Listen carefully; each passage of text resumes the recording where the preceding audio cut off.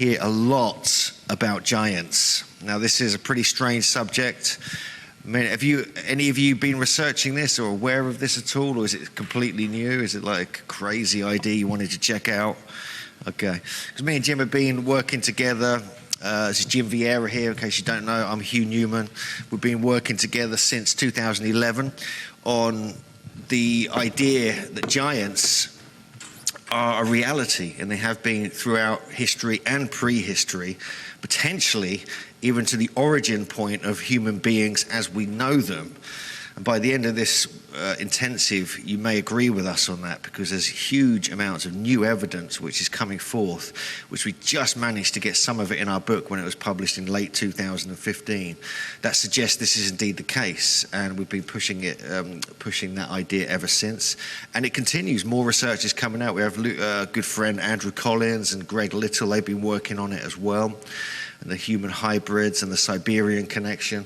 So we're going to be getting into that eventually. But to start with, I'm going to do the first hour or so looking at global giants, starting with my home country of England. And then Jim's going to continue and do a thorough examination with some new research on the American giants, which was a focus of our book, which you can see on the screen here. We're currently working on a book called The Giants of Stonehenge in Ancient Britain. Originally, we were going to do a worldwide one next, but there's so much data and so much going on in my home country that we decided to focus on that as a full book in itself. So we'll be presenting some of that exclusively today. And then at the end, we're going to look at the origins of the tall ones. I'm going to come back up and we're going to discuss the ideas about where we all came from and how this is related to the giants and their genes. So is there anything you'd like to say? I'd just say maybe wait 5 minutes. Actually, I'm going to talk to you. I'd say wait 5 minutes to see if anybody else comes in and hook up with the lavalier mic. Okay. I'm sure the crowd agrees with that. That's inspiring. Thank you, Jim, and thank you.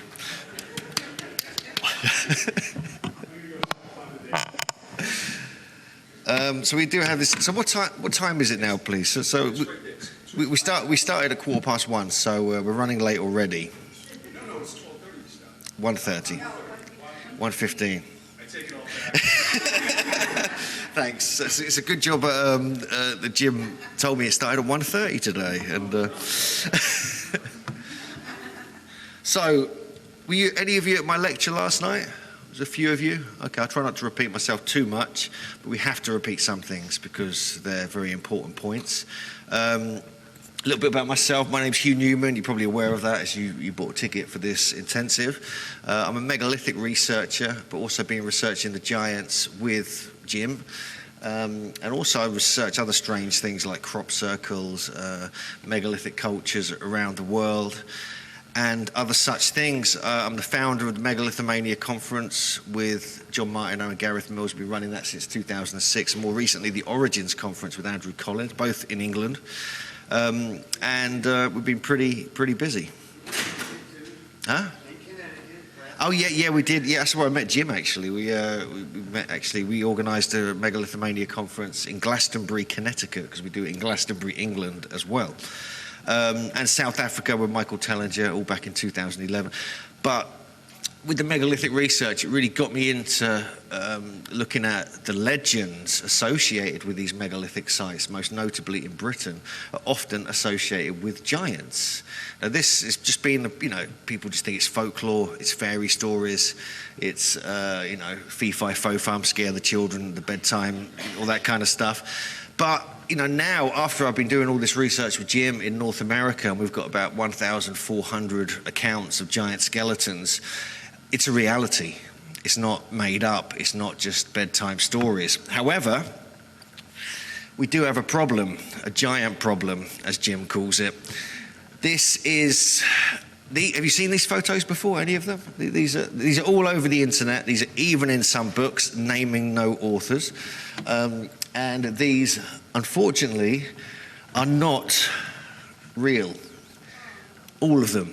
All of them are hoaxes. They're Photoshop competition from 2002, hosted by a website, Worth 1000 website. And in our book, we actually put this at the start of the book to clear up any problems with that, because some of these are like 50 feet tall, some of them are found in places where there's absolutely been no giant skeletons found, and so on and so forth. So there are a lot of hoaxes to look out for, and that's one of the things Jim and I focus on in our research, is we dig them out as quickly as possible. And even if we believe it and we want it to be true because it backs up a theory, we still will announce it as a hoax.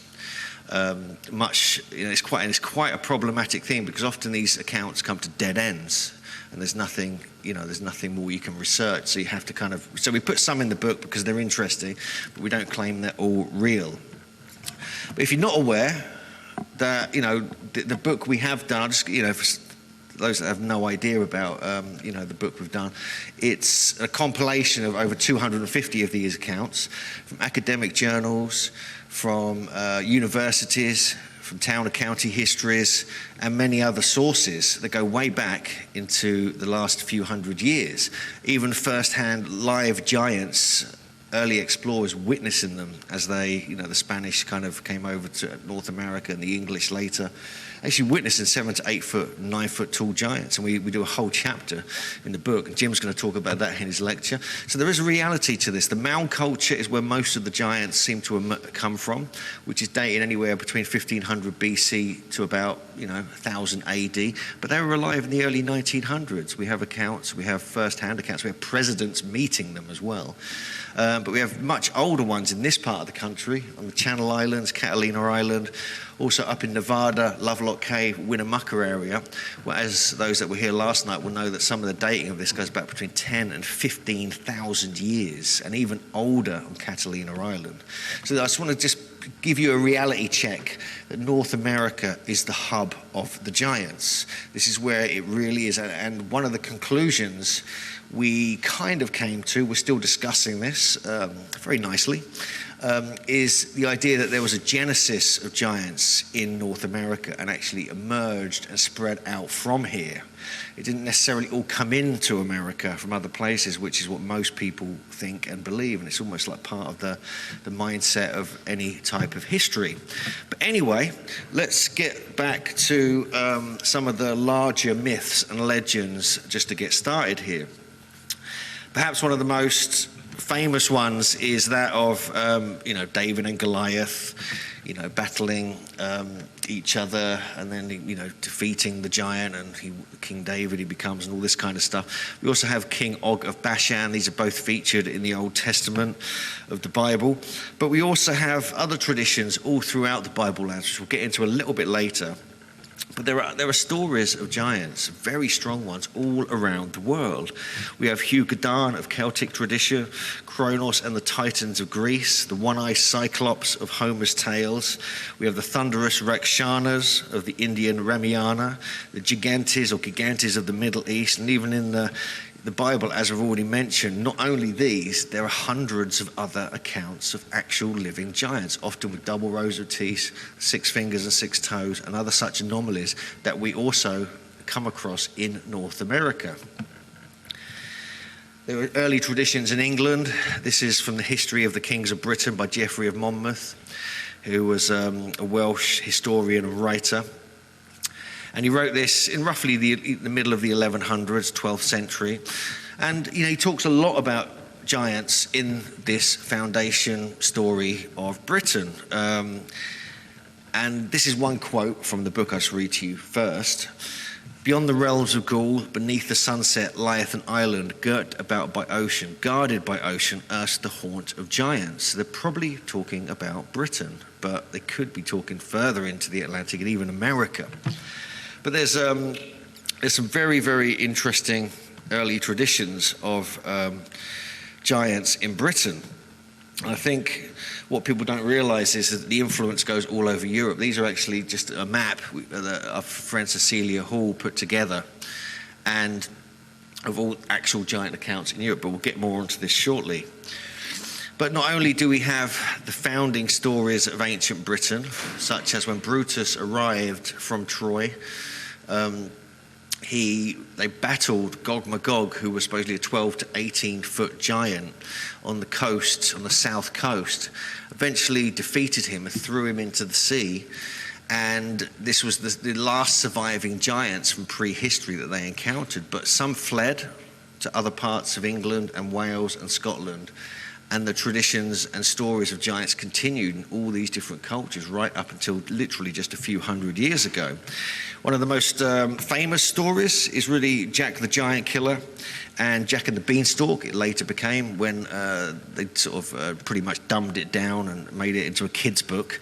But the original stories of Jack the Giant Killer were extremely violent. So, this was like outrageous, like beheadings and slicings and stabbings and all this kind of stuff.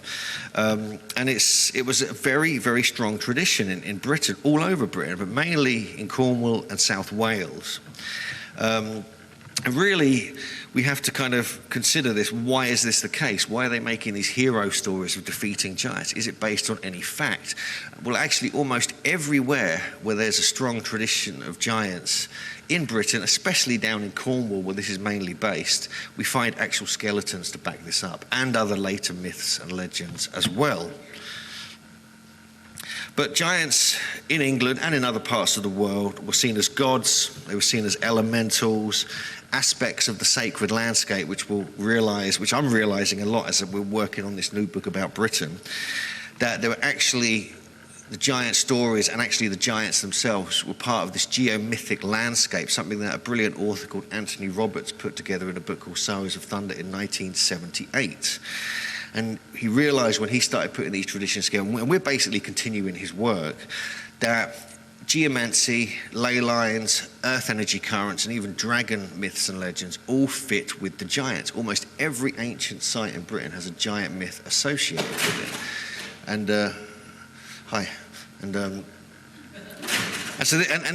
this spreads out through the whole country, and it gets stronger and stronger the further you go back in time. So this was part of the human psyche. This is what people were talking about around campfires over dinner. This was part of their reality. And the fact that they probably had to deal with these cannibalistic, mega-sized giants as a reality as well, no wonder these became the stuff of myth and legend until eventually they died out. We have an example here of where myth meets reality. This is on St Michael's Mount in the very southern tip of Cornwall on the southwest part of England. And one of the stories of Jack the Giant Killer, and there are many, has him defeating the terrible Cormoran and his wife. And what he did was, he had these elaborate tricks, and you've probably seen this in the Jack the Giant Killer movie that was released a few years ago. They play tricks on the giants because they were a little bit dumb. And so what he did was he blew a loud horn to wake up the giant one morning, and outside he dug a large hole, put twigs or branches or straw, or even filled it with water in some stories. And the giant came running out, fell down the hole, and Jack slayed him with an axe. And it's extremely graphic and extremely violent. And so the giant of Cormoran was said to have then died and be buried on St Michael's Mount. And then in the 1800s, there was an actual skeleton was discovered within St Michael's Mount, a giant skeleton. This is a later newspaper report from January 1955 that describes this 8-foot giant found deep, buried in the crypt, which is a very ancient part of St Michael's Mount. And we know it was a pagan site before the church was built on it as well. And so we have a reality meeting a myth head on, and this is something we come across over and over again.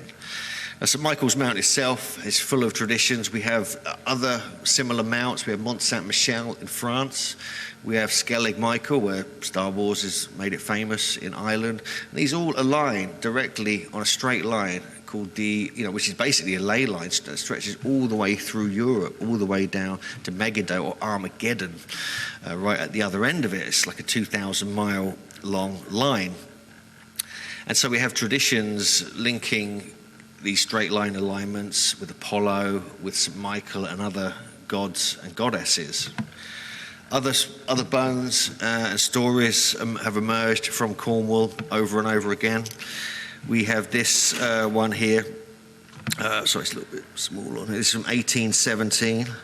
They were much larger than those weaker descendants of today, i.e. us. we're weaker. And then there's this stone here, which is supposed to be the burial place of an ancient giant king, and it marked where he was buried. And they decided to make the stone the same height as him, which is somewhere in the region of 9 feet tall. There's another one in this area, and this is the richest area of giant traditions in all of Britain, the southern tip, southwestern tip of Cornwall, the Land's End region. In Tregony, there was a skeleton of a man estimated to be 10 feet tall, but on the admission of the air, it moulded into dust. One tooth, 2.5 inches long, and thick in proportion, remained whole. The length of the coffin was 11 feet 3 inches. And this is reported in 1761, and it came from a later magazine article in the last few years. Even the famous Menantol, which is down in the Land's End area, again, another account of giants linked with a megalithic site. Very large human bones were irregularly dispersed, much larger than those of the human body, which are therefore thought by the vulgar to have belonged to the giants. The vulgar, i.e. the peasants or the locals. And, there's some interesting stories that we've been researching for the book about, moving up into Somerset from Cornwall. This gentleman, the Reverend Robert Gay, that's his name, he wrote a controversial book in 1666, but eventually it was published in 1725. And it was based upon research he'd been doing at Stonehenge, and he wrote of a battle that must have taken place that was won by the mysterious Cangic giants from Somerset. And he quotes, "In the numerous trains of barrows with men's bones in them extending from Stonehenge to Amesbury," which is the area around Stonehenge, "these giants were not anything to do with local folklore, because some huge bones of men found amongst others in the said barrows, as aforesaid, and are found in places near Stonehenge." And so we know that what he's saying, there's some truth in it, because we know there are giant bones found around Stonehenge, which we'll get onto shortly. There's a fabulous book called Giants and Dwarfs, which has become a bit of a classic. I forget the, do you remember that? Yeah, that's right. And that has got many accounts of literally giants and dwarfs found all over Britain, isn't it? Going up from prehistoric times to modern times. Again, this is near Somerset. A giant's thigh bone, a full yard long, it describes. The second account is from Giants and Dwarfs, talking about Collinson, who wrote about giants. The Cangian giants are people supposed to have formerly inhabited these parts. The top of the skull was said to have been 1 inch thick, and one of the teeth was 3 inches long above the roots, 3 inches and a quarter round, and after the root was broken off, it weighed 3.5 ounces. So imagine having one of these teeth in your mouth. Even in my local area where I'm from, around Cambridge, we have accounts of giants. I used to live in a village called Cherry Hinton, a quaint little village, just south of Cambridge. And my mum, we all moved there when I was like 9 years old. And incidentally, the actual area, there's giant accounts and bones and legends. Even the hills are called the Gog Magog Hills, after the biblical giants. I used to go to school on the Gog Magog Hills, next to a site just north up here at the picture, the top of the picture, called the War Ditches, where over 7-foot skeletons were found in the 1800s. There's also a giant's grave where there's a sacred spring. There's a megalith with a footprint in it. And these are all in my local village. And then, amazingly, I just found out recently, I went to the village I lived before that village, my first 9 years of my life. I lived in a village called Histon, which is kind of north of Cambridge. And there's a stone there in one of the pubs. And it was said to have been carried there by a local giant and placed there. So all these places I end up living have giant lore closely associated with them. I forgot to put the picture in. I just went there recently. I couldn't believe it, because I've been to see that stone before just as a megalith hunter, but this was actually, now they put this plaque up explaining a giant bought it there. And me and my mum went there and went, what the? We couldn't believe it, because she's really into this stuff as well. She's a bit of a researcher. But Stonehenge is where it's all at, really, when it comes to the real giant stories of ancient Britain. Not many people even realise this, but this is the first ever known depiction of Stonehenge. And we have Merlin and probably King Ambrosius, because he's written about in the History of the Kings of Britain. This image came out just after the History of the Kings of Britain was released and was published in a manuscript, Roman de Brute, by Robert Wace a few years later. And it shows a giant lifting a lintel into place, being directed by Merlin, who's probably this one here. And then we have the king here, and then we have the giant here. You know, if this is correct, he would be about, 15 feet tall, something like this, 16 feet maybe, if it's a correct interpretation. But this is based upon the history of the kings of Britain, where the stories of Stonehenge being created, it was said that the stones were brought from North Africa. They were brought by giants to a place, an island called Kilarus. And later, hundreds of years later, possibly thousands, Merlin was instructed with King Ambrosius to bring the stones to Salisbury Plain as a future burial place for the king.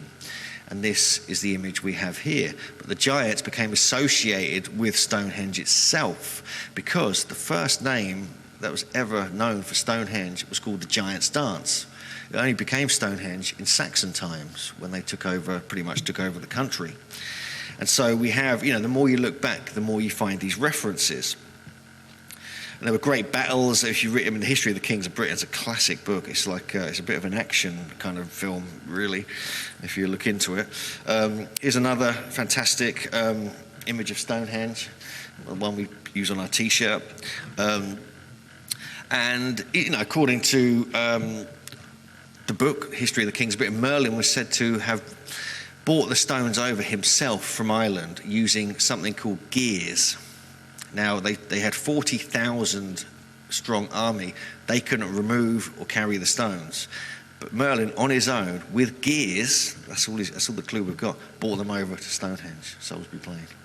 And interestingly, just that part, the actual blue stones within Stonehenge, the smaller stones within the middle here, these were actually from West Wales, which is almost in Ireland. So strangely, somehow in the 1100s, they knew that some of the stones didn't come from the local area. They actually came from a far western area in Ireland, or in reality, Wales. This is an image actually by Mary Kane, and this is actually in the Sowers of Thunder book by Anthony Roberts. I just wanted to put that in there because it's a lovely picture. And these, any idea where these are? Anyone? Apart from Jim? Yeah. Any ideas? These are from where the stones of Stonehenge were supposed to have originally come from, North Africa. These are, as Jim rightly mentioned, he knew this already. These are from Libya. These are near Tripoli. These are a whole bunch of trilithons found in the area. These were sourced by, I must credit Robert Temple in his fantastic book, Egyptian Dawn. They're thought to be Roman grape presses. I don't know what you think of that, but that's what they're thought to be. But these are clearly megalithic trilithons. We've almost got a Stonehenge construction here. It's all along this area here. There's also stone circles. You see the mortise and tenon joints, which join the top lintels with the uprights. We get this at Stonehenge as well. And so there's reality to these ancient stories, these creation stories, these giant myths. There's a reality behind them all. Even around Stonehenge now, relatively recently in the 1950s, this is at Bulford Camp. This is east of Stonehenge. Very large bones were discovered in these particular mounds. And I actually went up to these mounds. They're like a mile from my house, because I live pretty much next door to Stonehenge. And these were found in 1950. There were 3 skeletons, one in the sitting position and one of great size with a low brow. This is an archaeological report. The bones were mixed up, so they didn't get exact heights. But this is in Wiltshire Archaeological Magazine, volume 70-1, page 138. So this is being discovered even in the 1950s. Even this was found in the Bush Barrow. This is just south of Stonehenge, literally 500 yards away. So this is the Bush Barrow lozenge. It was excavated in 1808 by William Cunnington and Sir Richard Colt Hoare. On reaching the floor of the barrow, we discovered a skeleton of a stout and tall man lying from south to north. So we're getting these just impressions of taller than average people. Now it's thought perhaps these were just the Beaker people. These were a culture that came in around 2400 BC, who kind of pretty much invaded Britain and took over. They started, before that, the long barrow culture, the less robust British with longer heads. These Beaker people had wider faces, broader bodies, were taller and stronger. But it kind of works, but there are earlier stories of the giants than this. So it's interesting, but not absolute confirmation that these are all the Beaker people. This is a very, very strange one. This is from 1802, from George Lipscomb, the classic book Journey into Southwest. And he talks about Leyland in his in one of his famous books. Quoting Sir Thomas Eliot, as recording that himself had seen at some place near Salisbury, which is near Stonehenge, a skeleton which measured 14 feet 10 inches in length. That's quite tall. That's pretty much some of the tallest ones we've come across, apart from an 18-footer in North America. And so I find this particularly interesting, but I've looked into this quite thoroughly. We talk about it in the book. There's another account which talks about a 13-foot, 10-inch giant, and there's a further account later which talks about it. Actually, it wasn't 14 foot or 13 foot, it was 12 foot. So he's now shrunk, but he's still twice my height, which is still very impressive. This is from 1830. And this talks about a 9-foot 4-inch giant being found in a mound just next to Salisbury, which is just again a few miles south of Stonehenge. And it was actually in a mound that was called the Giant's Grave. So it had a name already. And again, this is backed up again by a different account, which I can't actually find the absolute source for this one, but I did come across this and it backs up that earlier account. But there's, weirdly, this may have influenced a very long-standing tradition that's been going on in Salisbury for literally hundreds of years, nearly 1,000 years, in fact. And this is the whole idea. This is the Salisbury Giant and Hobnob, who's like a little hobby horse they ride around. This is what we do in England, you know. And when we're, you know, a bit of spare time, you know. And this was a pageant, which is a pageant, which is like a tradition we parade around town, all this kind of stuff. And it was put together by the Salisbury Guild of Merchant Tailors in 1447. The giant, which is an 18-foot giant they paraded around town, which is they've rebuilt a couple of times and is still in existence, was recorded in 1496, and it was led by the mayor and corporation, and even went to meet King Henry VII and his queen. And you know, so it goes on and on and on. And this has been going on almost every year since the mid-1400s, up until about 5 years ago, when unfortunately the giant became so moth infested they had to keep it in the museum. And I didn't know that, and I went to Salisbury to one of these pageants, which takes place on St George's Day, roughly April the 23rd or 24th, usually the 23rd. And they don't parade the giant about anymore. They just parade this stupid hobby horse called Hobnob. But the giant still exists. And there he is. It's so bright in here. Do these lights need to be on the screen? Is there any way to turn these off? Just they're right on the screen. You can't see the details. So this is the 18-foot giant that's still in Salisbury Museum. And you can actually go there yourself. And we might be going there with our little group in July. But the weird thing is, it was recorded all the way through, literally till a few years ago, as I said. This one, the original one was 18 feet tall. This one is 25 feet tall. But in 1784, the country celebrated peace after the American War of Independence. And the giant becomes known for some reason as St. Christopher. Now this kind of intrigued me, and since then he's been called St. Christopher and Hobnob. They're the ones that are paraded around. So I thought, why would they change the name of this pagan? Is it just because they want to get rid of the pagan connotations? They want to kind of bring in the more Christian version of this giant or whatever? And actually, St. Christopher is a fascinating character. I don't know if any of you know about this guy, but he's a Canaanite giant from the Bible lands. This is an area we're going to talk about shortly. But according to some early accounts, he was called Reprobus. He was supposed to be a Canaanite. He was 5 cubits or 7.5 feet tall, with a fearsome face, while serving the king of Canaan, which is pretty much the giant capital of the Bible lands. He felt he must serve the greatest king there was, probably, Jesus, I guess. This saint is generally represented as a gigantic stature, and it was written about in the Golden Legend that he was a gigantic stature, had a terrifying mien, and was 12 cubits tall. Now, this would be 12 cubits tall, which is around 18 feet at the smallest level.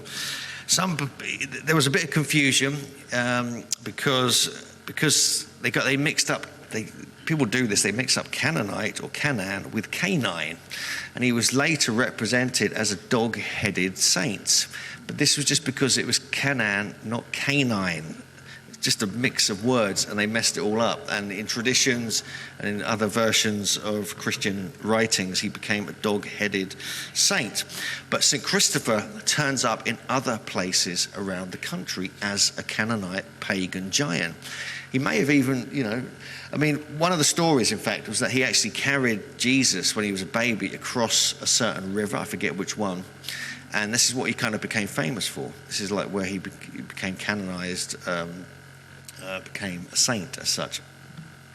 But he's found and illustrated in other churches around Britain, especially in Cornwall. But there are more accounts from this area, not just to do with St. Christopher.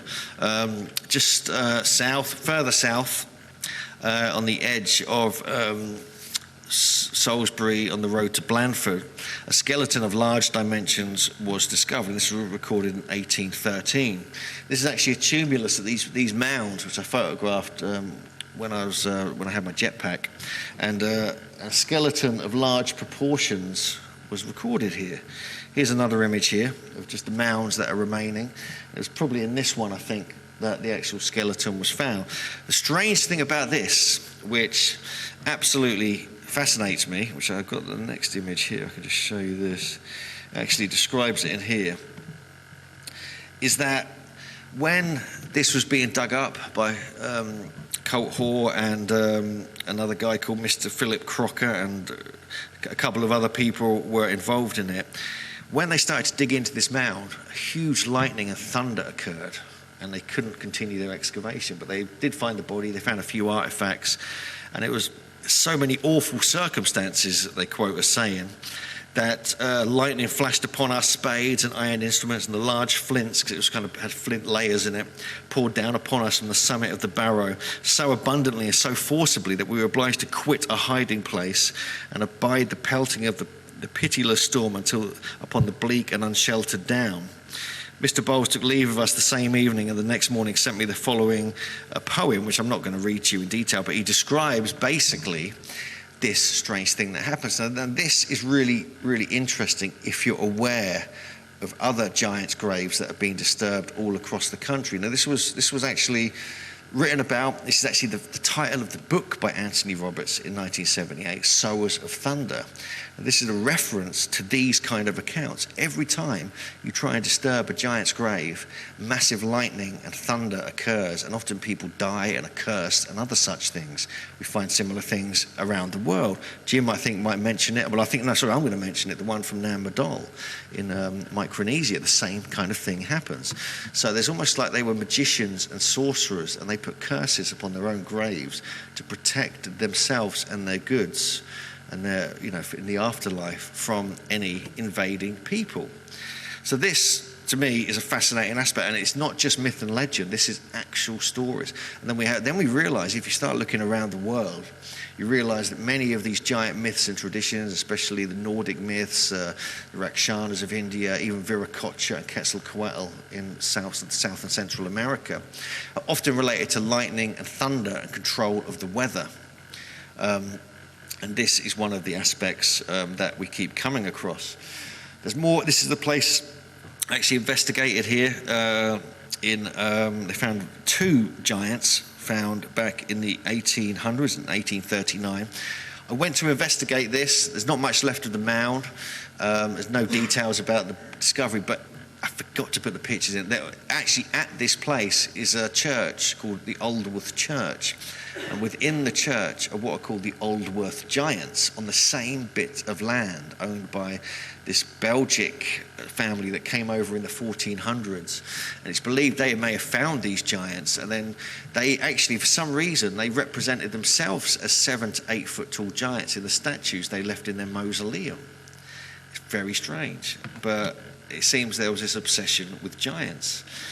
And this is another very interesting place, Lundy Island. This is just off the coast.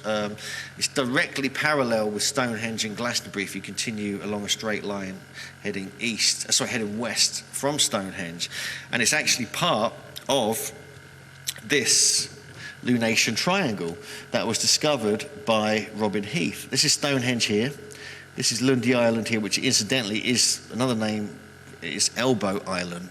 It actually forms this shape. And this is the bluestone site where many of the stones came from, and Stonehenge. And interestingly, it's a 5, 12, 13 triangle linking all these three different places, which is the Pythagorean triangle, thousands of years before Pythagoras. The reason this is interesting, because if you shrink this down exactly 2,500 times, it matches 4 stones inside Stonehenge that equal this exact geometry, just called the station stones, the 4 stones of Stonehenge.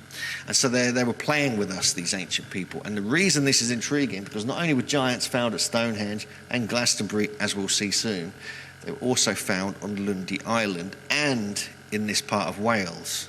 So the giants were burying themselves at these points and building stone circles at these points.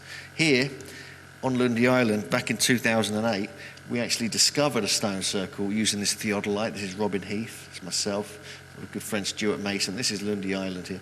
And this is the stone circle we discovered, almost on the exact point of the lunation triangle. We literally discovered a stone circle, and no one is interested, apart from about 8 of us.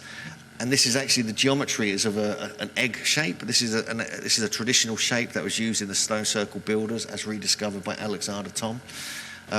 So, you know, discoveries are always being made, even in recent years. So these are 5th century burials. And in this area of Lundy Island, which is pretty much in the northern part of the island, I believe, this was reported in 1876. I'm not going to go into huge detail here, but this is, I'll let you read this, but they found basically a male skeleton weighing 8 foot 5 inches long. And it was the account from Dr. Thurman, who was the son of Mr. Heaven, which is quite a cool name. He was like the chief resident on the island. So there's only a few people who actually live on this island. They found 2 feet under the ground. There were 7 other skeletons lying in a row with the heads to the west, but the first in the row was a male who measured 8 foot 5 inches. And so there were other skeletons buried within the burial who weren't giants, and there was one giant in there, like the giant king, the leader, the shamanic ruler, whatever you want to call it. And they found some interesting little things in here as well.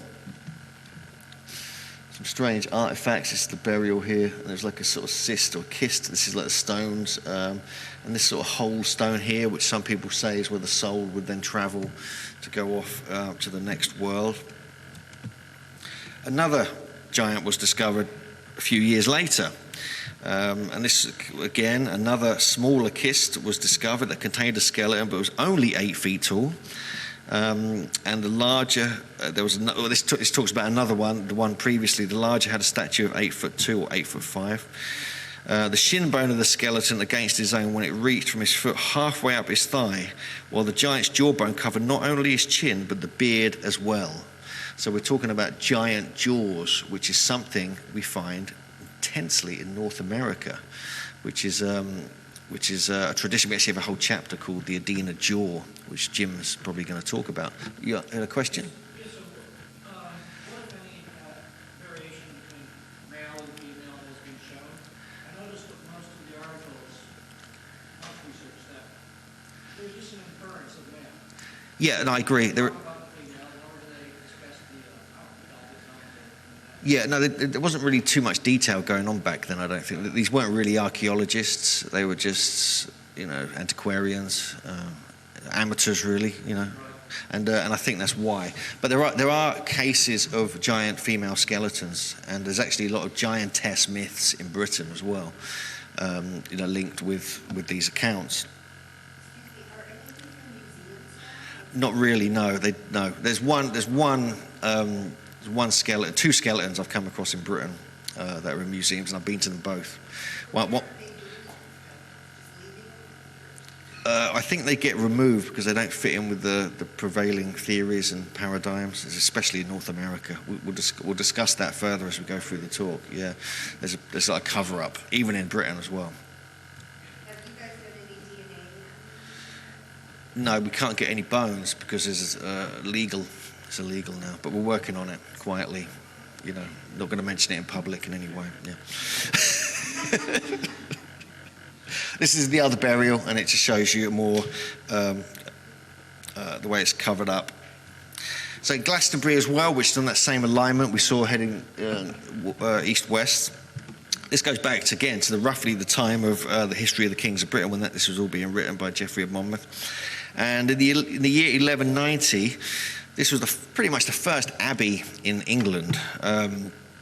And it was built quite a bit before that. There was structures there a long way before that.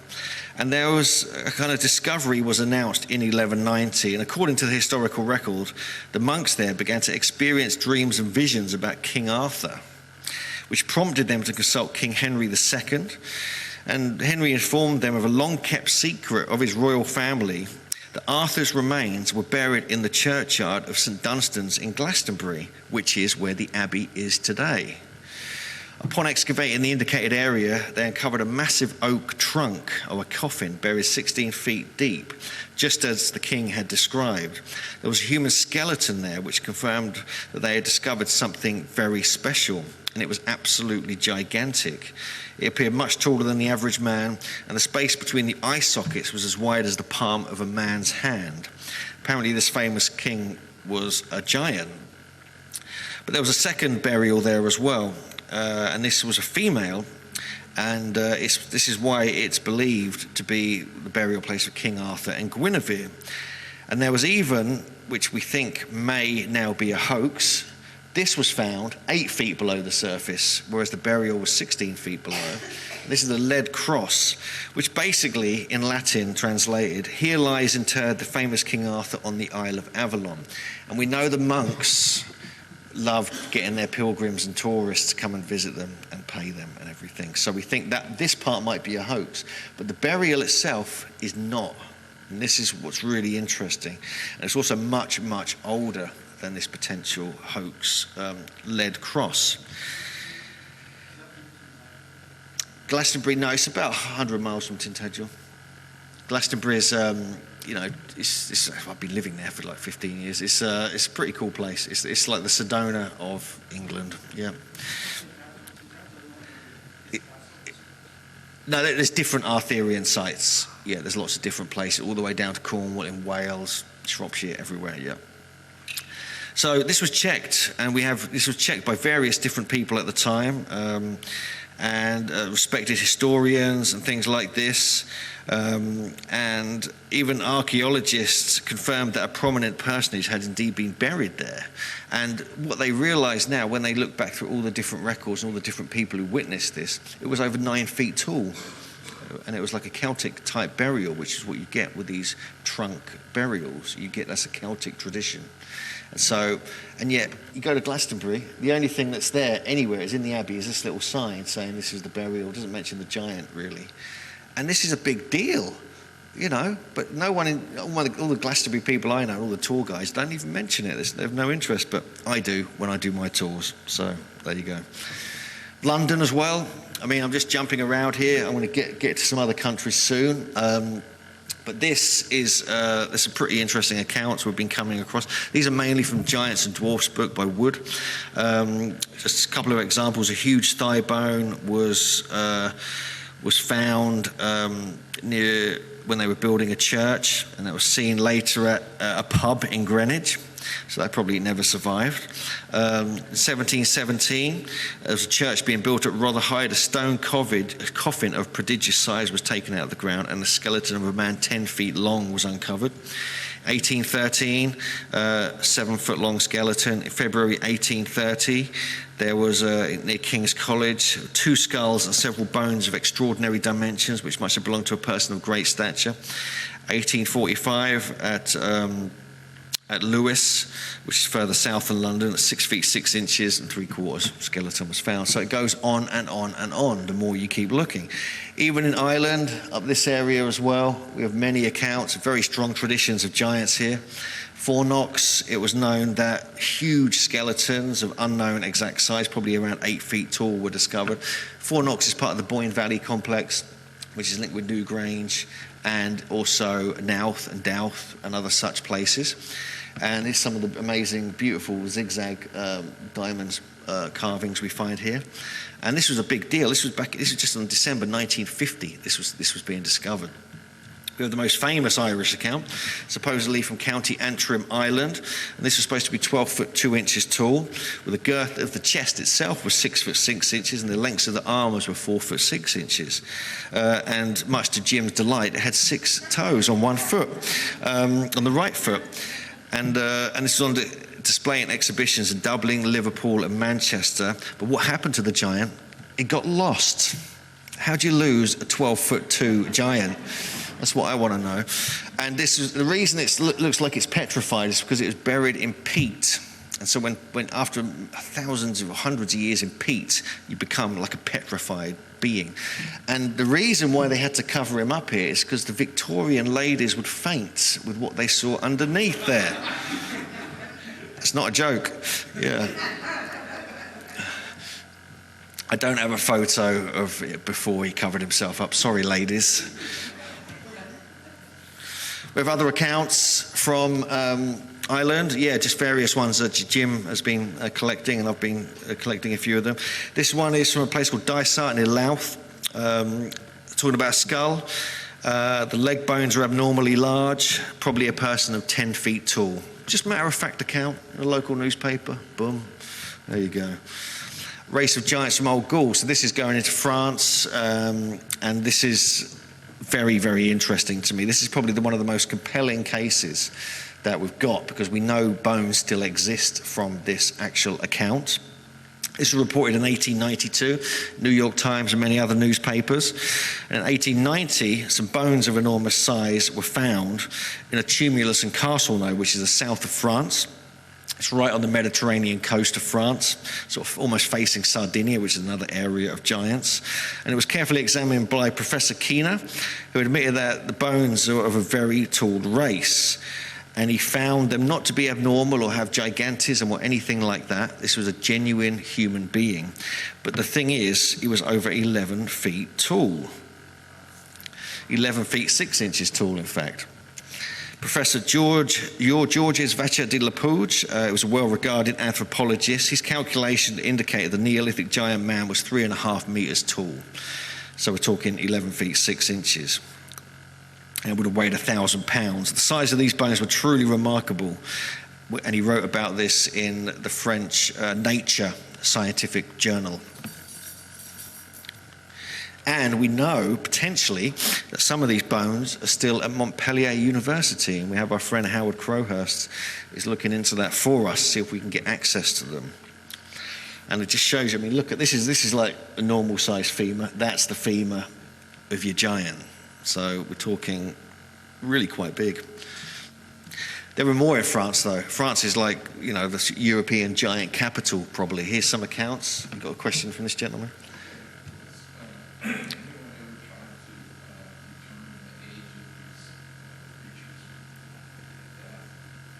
Yes, there has been, the gentleman asked if he didn't hear about the age of these giants when they died. There has been there is some research on that. We do mention that in the book, and in the forthcoming book as well. There has been, but you know, you go back a couple of hundred years, they didn't even know. They were kind of guessing. That's the problem. But nowadays, in the last 50 or so years, they can do. So whenever we can, we put that in. Some of them are quite old, as we'll come into the biblical stories, and even some of the Native American stories. There are stories, and you know, people like the brilliant Vine Deloria saying Native American elders lived to 200 years old, routinely.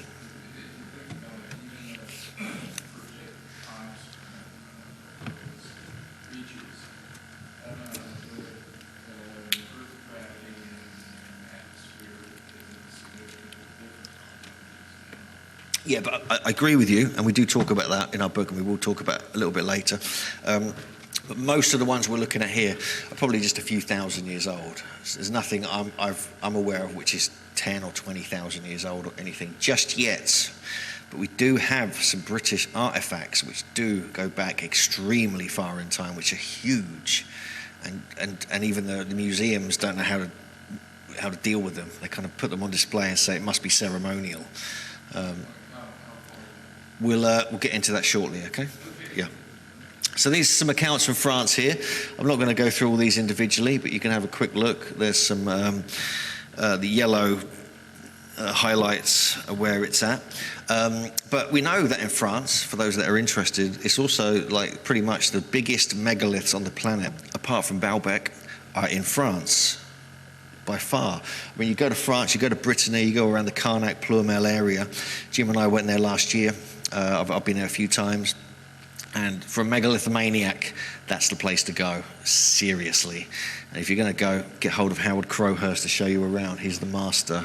He's the master geometer and megalithic researcher there.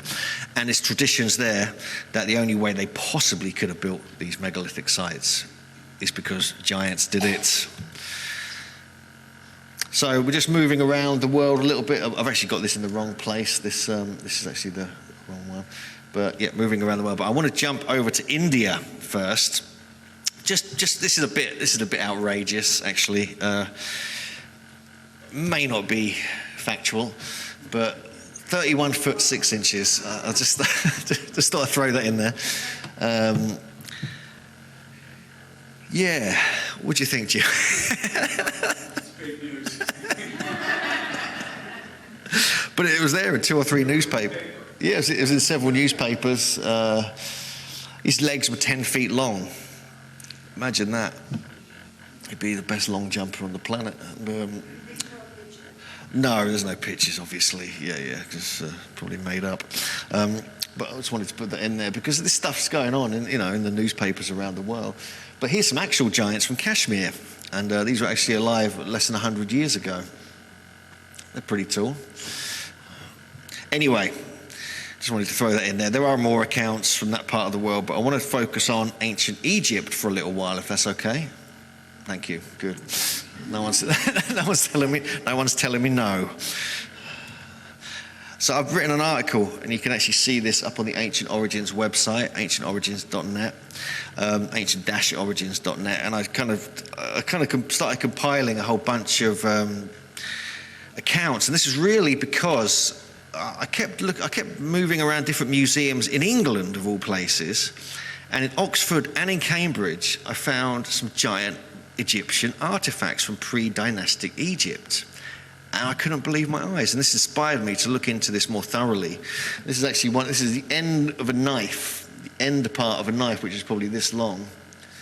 Found at a place called Hierakonpolis in southern Egypt, which is pretty much south of Luxor.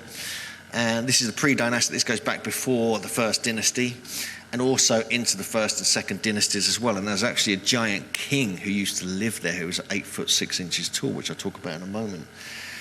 And there was a recent article published last year on Live Science. They were talking about a giant third dynasty giant pharaoh called Sarnact. And it was located somewhere in the Sinai. And he was 5 inches taller than the robust Ramesses II and 8 inches taller than the average man of the time. Although he was only my height, 6'1.5" inches. So this was like a big deal. They were making out that this 6'1.5" human being skeleton was a giant. And so this is the reality they're dealing with, because they know everyone used to be 5.5 feet tall at the most in dynastic and pre-dynastic times in Egypt. So this compelled me to say, well, if that's a giant, then what about these other accounts we've uncovered?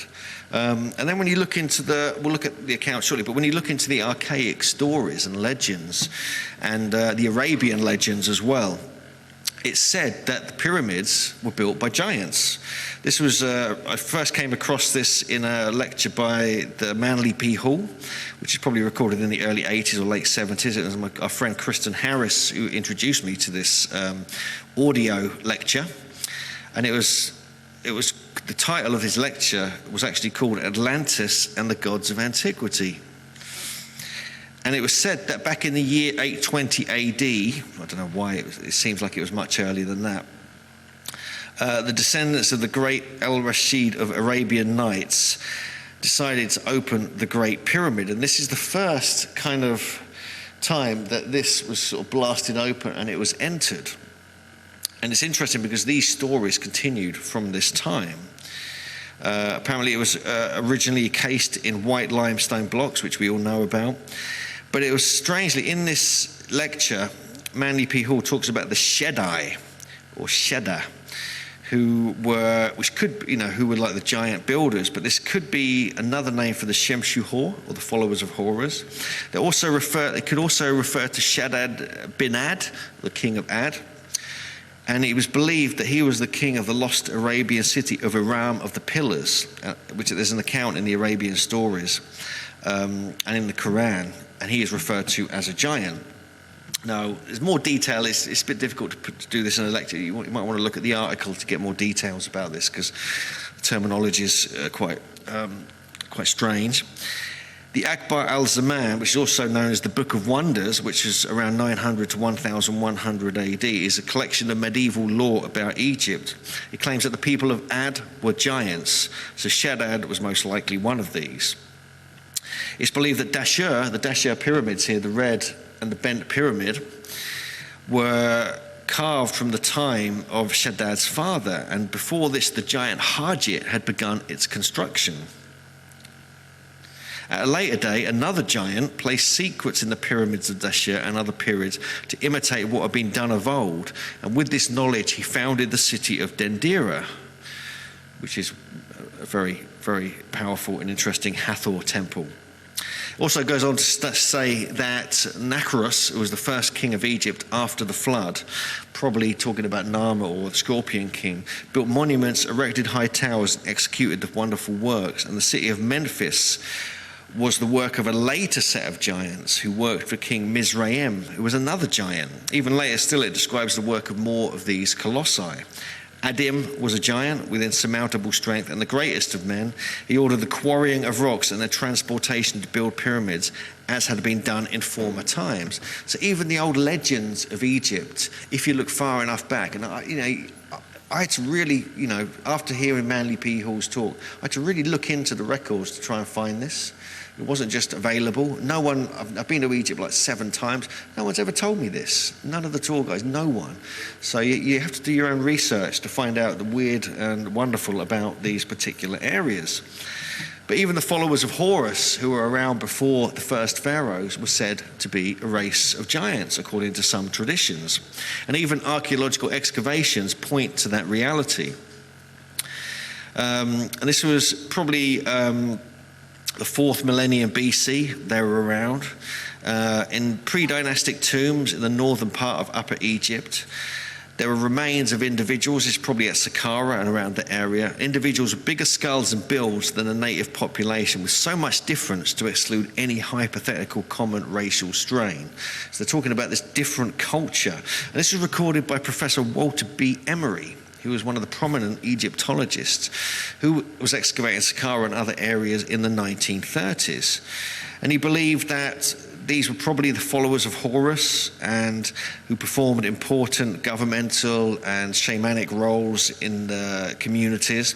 And they kept a distance from the common people. They were like an elite who maintained their elite status and only bred between themselves. So this is another tradition we find in North America, where the traditions of the elite giants maintain their bloodlines with each other to maintain their height and other such things. We have this is various images here which have what appears to be giants in various depictions. And even in the Edfu building texts, there's accounts or an account of a giant where they're talking about standing up with the gods who measured 9 cubits tall, which would be something like 15 feet or 4.5 meters tall. So this is even written in the Edfu building text, which is some of the oldest stories and ways to build the pyramids that were written down in ancient times. We even have artifacts which depict giants. This is supposed to be Nama, or the Scorpion King, with a smaller gentleman next to him. And this is around 3150 BC. He was called Menes or Nama. He may have had different names, but also more famously the Scorpion King. There was no record of his stature, but clearly he looks pretty big here. But during his reign and soon after, oversized artifacts were discovered at a place called Hierakonpolis, which I mentioned earlier. And this is actually in the Ashmolean Museum. This is the standard ceremonial knife. This is like the end of this knife, but 10 times bigger. Notice the boomerang in pre-dynastic Egypt. Now, these were found buried underneath the temple foundations. So these are ancient. These are before, much before the time they're probably talking about. In fact, when I was there, I didn't even notice this. It was so big.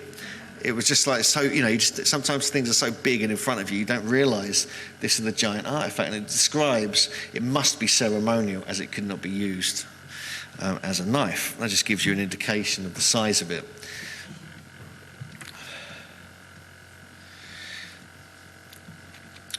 These are huge limestone mace heads, also on display at the Ashmolean Museum, again from the pre-dynastic period. These are 6 times larger than any other mace heads. And when I was in Cambridge, I couldn't believe it, I found another giant knife from Hierakonpolis.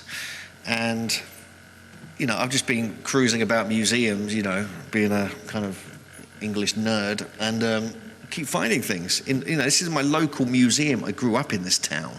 Didn't even know it was there.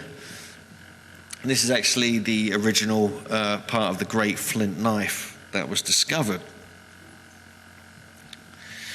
And these are found in the Temple of Horus and other parts of this part of the country. This is Hierakonpolis. And strangely, this is the area where in the Second Dynasty, the very end of the Second Dynasty, a giant king ruled there. Now this really intrigued me. This was just written about, again, it's an Egyptian Dawn by Robert Temple. I highly recommend that book. And it was Kaskemui. I don't know if I'm saying that correctly. When I was in Egypt, I kept saying his name, and Yusuf Awiyan kept correcting me, and I've forgotten what he corrected me saying. Anyway. Sorry, Yusuf, if you're watching this. And he was involved in the construction of Hierakonpolis and probably many other sites in the area. And it's clearly written in the old texts that he was 8 foot 6 inches tall. Clearly written. It's matter of fact, just based on cubits. It was 2690 BC. He was the final ruler of the Second Dynasty. And we must remember that the very first part of the Third Dynasty was Zoser, who was involved in the construction of Saqqara further north. And we know that he, a good friend Kaskemui, this guy here, this is from the Ashmolean Museum, was also found in many burials up at Saqqara. And there's like 300 or 400 mile distance between the southern capital and the later northern capital around Memphis or Saqqara. And the fact that he was 8 foot 6 inches tall is really quite remarkable. And Flinders Petrie even wrote about him and wrote that he was 5, and this was actually found from an earlier piece of writing from several hundred years ago. It was 5 cubits and 3 palms in height, which would be just over 8 feet tall.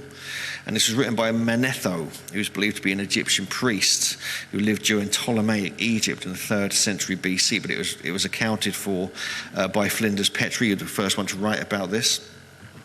So this is compelling, because not only that, these statues of King Kaskemui were found at Byblos in Lebanon, going back to the same era or before even.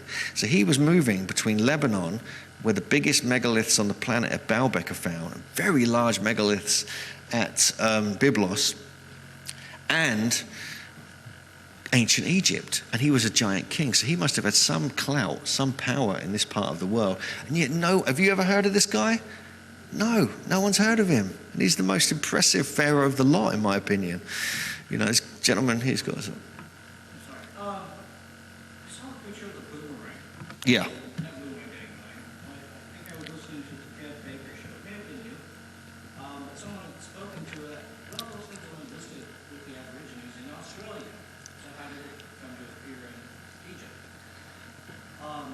and someone had postulated that they had conducted lots of trade. And I was wondering, well, that seems kind of neat, but since we're talking about pre-dynastic period, is it possible, rather than them doing trade, that if ancient Egyptians were initially some Aboriginal Australian peoples who went there? Because you notice their pyramids are shipped off a long time ago. Yeah. As the centuries go on, people have just forgotten what they were. So it's basically for those that can't hear. I was interested in your opinion on the boomerang and how that relates. Yeah, the boomerang's a weird one because this is made of flint. So if you throw that around, that's gonna do some damage. It's gonna take your head clean off if you're standing in the wrong place. But I've seen boomerangs. There's a whole bunch of them in the Cairo Museum. There's one in the Aswan Museum. There's some in other museums in Britain as well. So this is the thing in ancient Egypt. And I've been to the Gosford hieroglyphs in just north of Sydney, in Australia, and there's a whole bunch of Egyptian hieroglyphs there that no one explains. I've made a couple of videos about them. You can check them out on the YouTube channel. So there could be connections between both cultures quite clearly. Yeah, I do agree that is a possibility. There's a lot of evidence to suggest, as I was talking about last night, that diffusionism sailing around the world is a reality in prehistoric times. Especially because they found the boats, while we're talking about Kaskamui and his connection with Lebanon, the huge boats that were found in and around the Great Pyramid, the three massive boats, one of them they've reconstructed in the museum there, is Lebanon cedar wood from the area of the Bekaa Valley near Baalbek.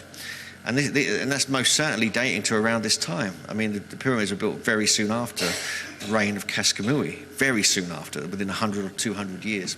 And so I believe he might be the key to understanding the megalithic construction in ancient Egypt. The fact that he lived near this place, the Assyrian, is even more compelling, because this is like mega-sized blocks. But the weird thing is, his actual temple and his actual settlement here was quite a simple construction. I'm going to go here next time I'm in Egypt. We have to get horseback and stuff to get here. And this is one of the graves he was found in here. This is the plan of it. But it's mainly mud, brick, and quite simple stonework. So and suddenly you've got a jump between this, and then you've got the pyramids of Saqqara, like immediately afterwards, like within the same century. And so no one can understand the jump, but I believe this gentleman was involved. And this is actually the earliest statue of any pharaoh is this guy here. The earliest statue. And the fact you're finding him in different parts of the world as well means he was an important figure, an important person, very important. King Kaskamui. Do you want me to spell it for you? Let me just find it. Excuse me, because it's spelled in different ways. Oh Christ, I've lost it. Hang on a sec.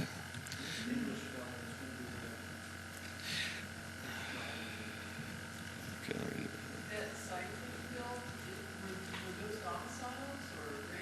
yes, there's a whole row of graves. They were huge graves as well. They were huge. So I can't. Oh yeah, here we go. Oh no, it's not. Oh yeah, here we go. So King Kaskamui, Khasek. Hemui, or it could be Khasekhegemwy, or you can not have the Y on the end. Yeah.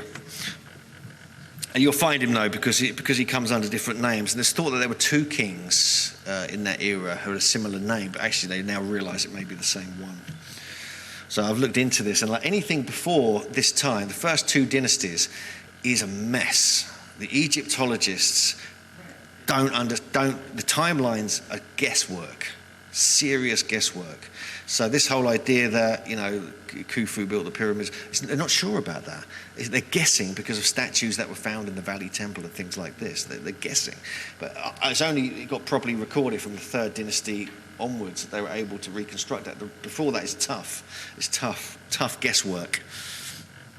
But yeah, we have the Abydos king list. This is quite intriguing. You've got Seti is represented as a giant here. But weirdly, Kaskamui was removed from the king list. It was like a conspiracy to cover up that particular lineage. And all the other famous kings got put on it and were continued on it, which I find strange. So there's something going on there which they wanted to sort of keep him quiet. And Keskamui was also thought to be the pharaoh that united North and South Egypt. It wasn't these other pharaohs that were claimed to have done it. It was actually him that may have done it. And we have, oh, sorry? Yeah.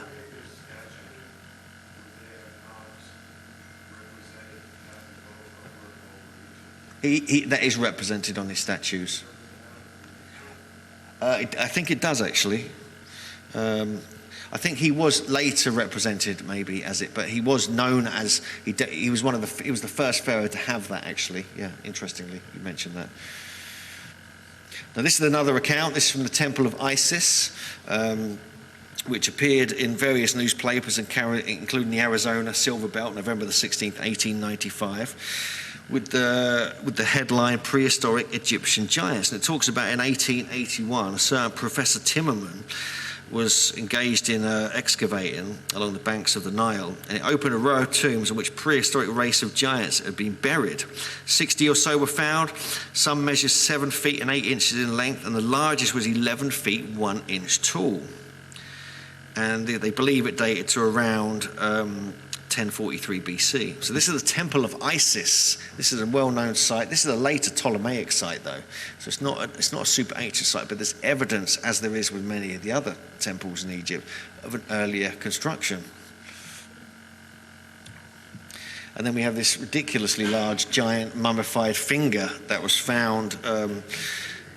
It's a mummified giant finger found by Gregor Spory back in the 1980s. It's 15 inches long, and if genuine, either they were had massive hands, or it was a giant who was about 16 feet tall. And this has all been written about. It's all online. You can read about this. It was X-rayed. It was verified as a human finger. It was tested. Unfortunately, he never got a sample. And he had to pay like $300 just to witness it. But this looks like it's a genuine, and it was said that the grave robber, this was found 150 years ago, around the area of the Giza Plateau. And he kept it in his family since then and refused to sell it, although he sold all the other artifacts he'd looted. So that's kind of interesting. He went back 20 years later, and the family had moved, disappeared, so we couldn't get any more data on that. I've been chatting with Gregor about this, and he's frustrated that he never got a sample, but he felt it, he touched it, you could tell it was skin, you could see the fingerprints on it and all this kind of stuff. So it's definitely a real finger. This is quite a recent discovery. This was found, a 7-foot skeleton found in Egypt. And this was an interesting one. It dates to 2500 BC, again, which is not long after King Keskamui. And there's a pyramid there. And what the weird thing about this one, I think this was at a place called Fagelgamus. I think it's towards the Sinai Peninsula.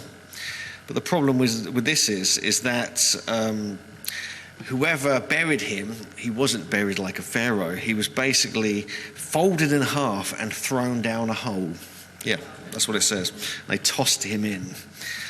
So not a pharaoh, I don't think, but a 7-foot tall giant nonetheless.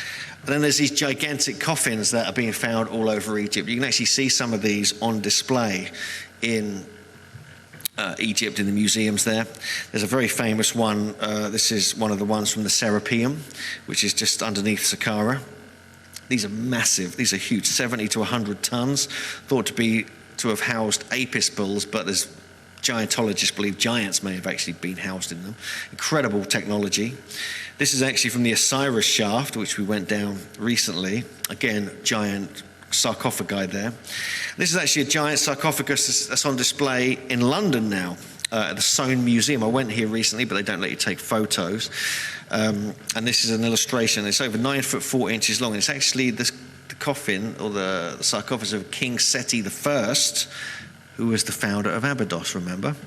And they thought, well, he must be a giant then. But actually, they did actually find his skeleton, and although he had a coffin that was 9 foot 4, he was actually 5 foot 7 inches tall. Bit of a short giant, but never mind. Many accounts. This is actually put together by this gentleman here. You can actually see is Mohammed, I can't remember his surname, but he gathered these from various tombs around Egypt, which somehow, some eyes show evidence of giants. Very interesting, but and more here. Even Akhenaten and so forth.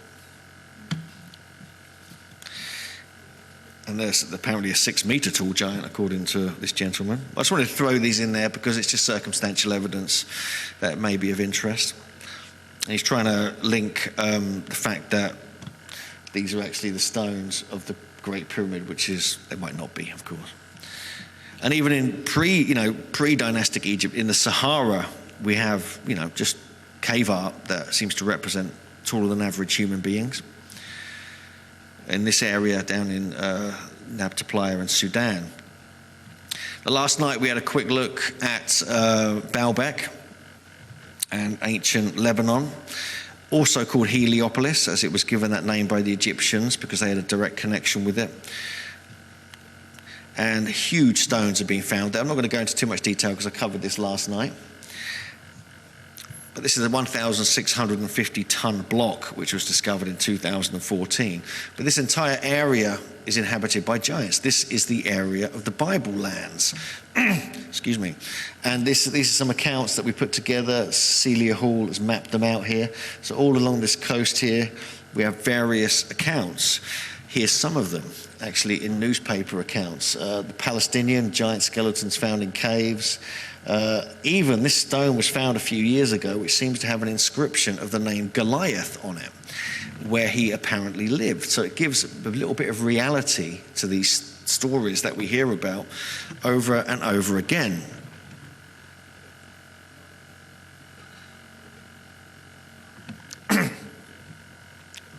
Excuse me. And these are some biblical references to giants. Again, I showed this last night, so I don't want to dwell on it too much. But we know about these. We know about these stories. We know they exist. We know they're written in a very matter-of-fact way in the Bible. Different tribes, the Anakims, King Og of Bashan, the Canaanites, the Rephaim, and so on and so forth. And it was, really comes from the idea that they were like descendants of the Nephilim, who before them were the offspring of the Watchers who came down from the high place and mated with, human women and produced this huge race of cannibalistic, warlike giants called the Nephilim. But the Nephilim were taught the arts and sciences that were prevalent in the time of the Watchers, which is probably related to the Göbekli Tepe, which we were talking about last night.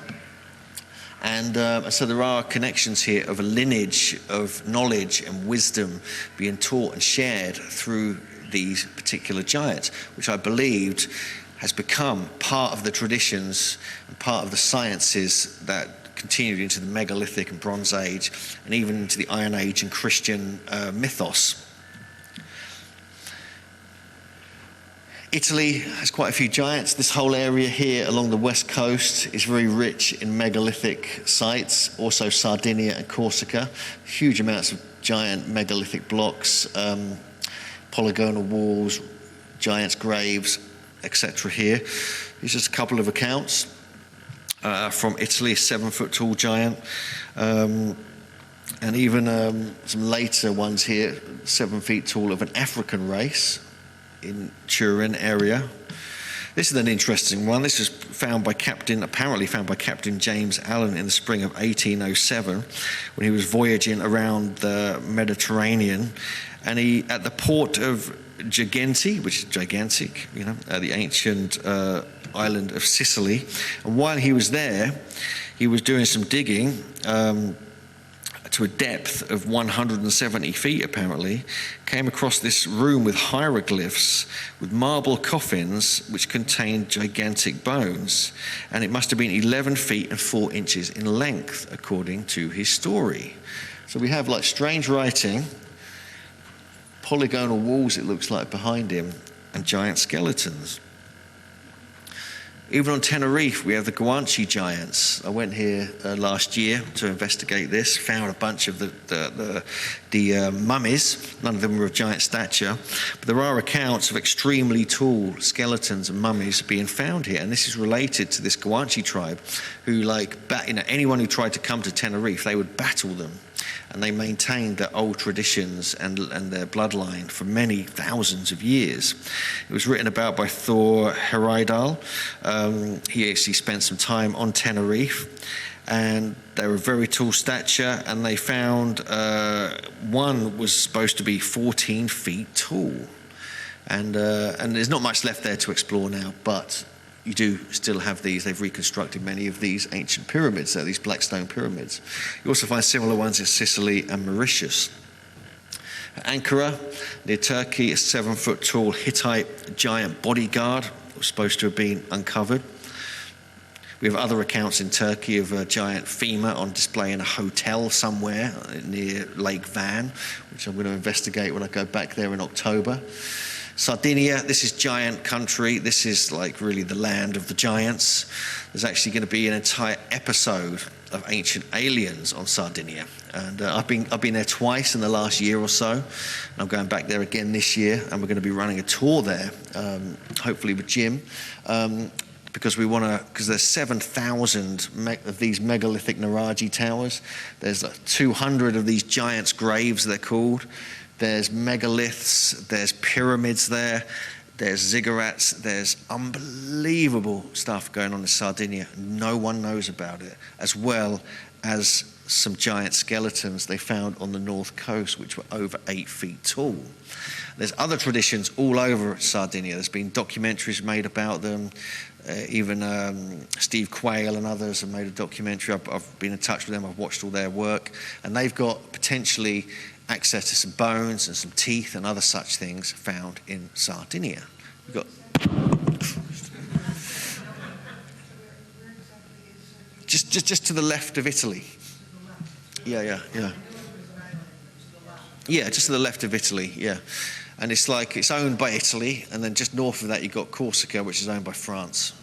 And then you've got the French coast up there, which is actually where Castleknoe is, where the mound, they found the 11-foot skeleton. So that whole area of the Mediterranean is very giant rich in traditions.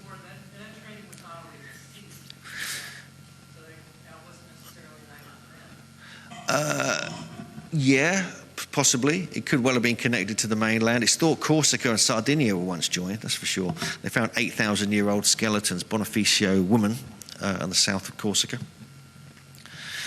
But Sardinia is a fascinating place. I did a whole lecture about Sardinia at Megalithania last year, so that's how interesting you can spend an hour. Yes? You met Luigi Muscas? No, but I know of him. I met him at the 5D event, and he has property where they found giant bones. Yeah. You gotta meet up with him. Okay, definitely. Yeah, we'll make an effort because there's a lot of people who are supposed to have stuff there, but it keeps getting. Yeah.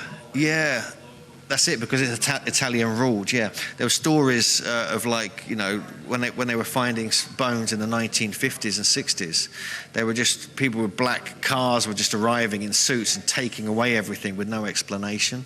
There was even a story in the very southwest of Sardinia.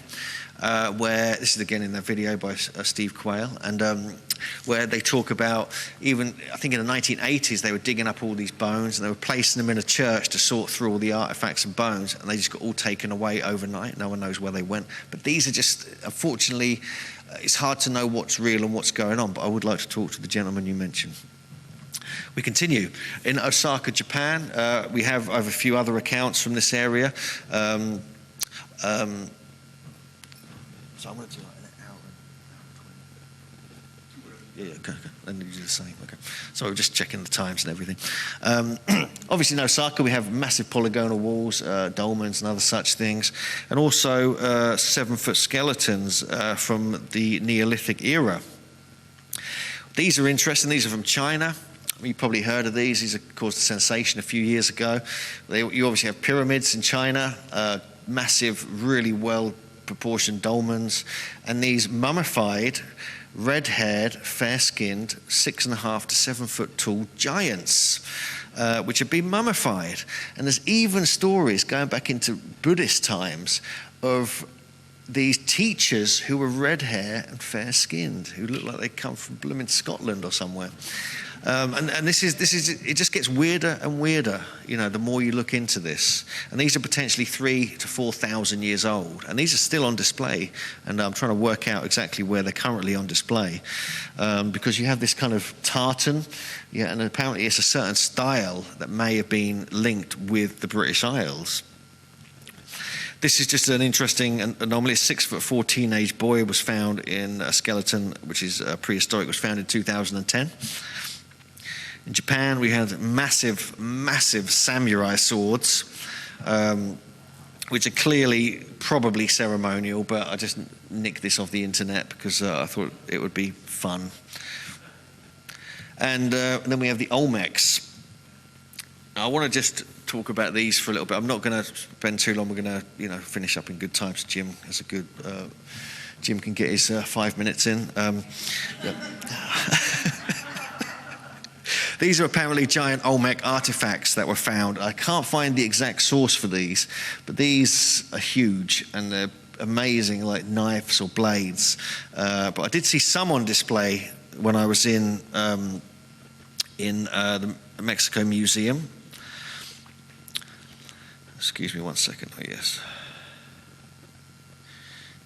And there are stories that were written by De Soto and Coronado's conquest when they were in North America, also around Mexico as well.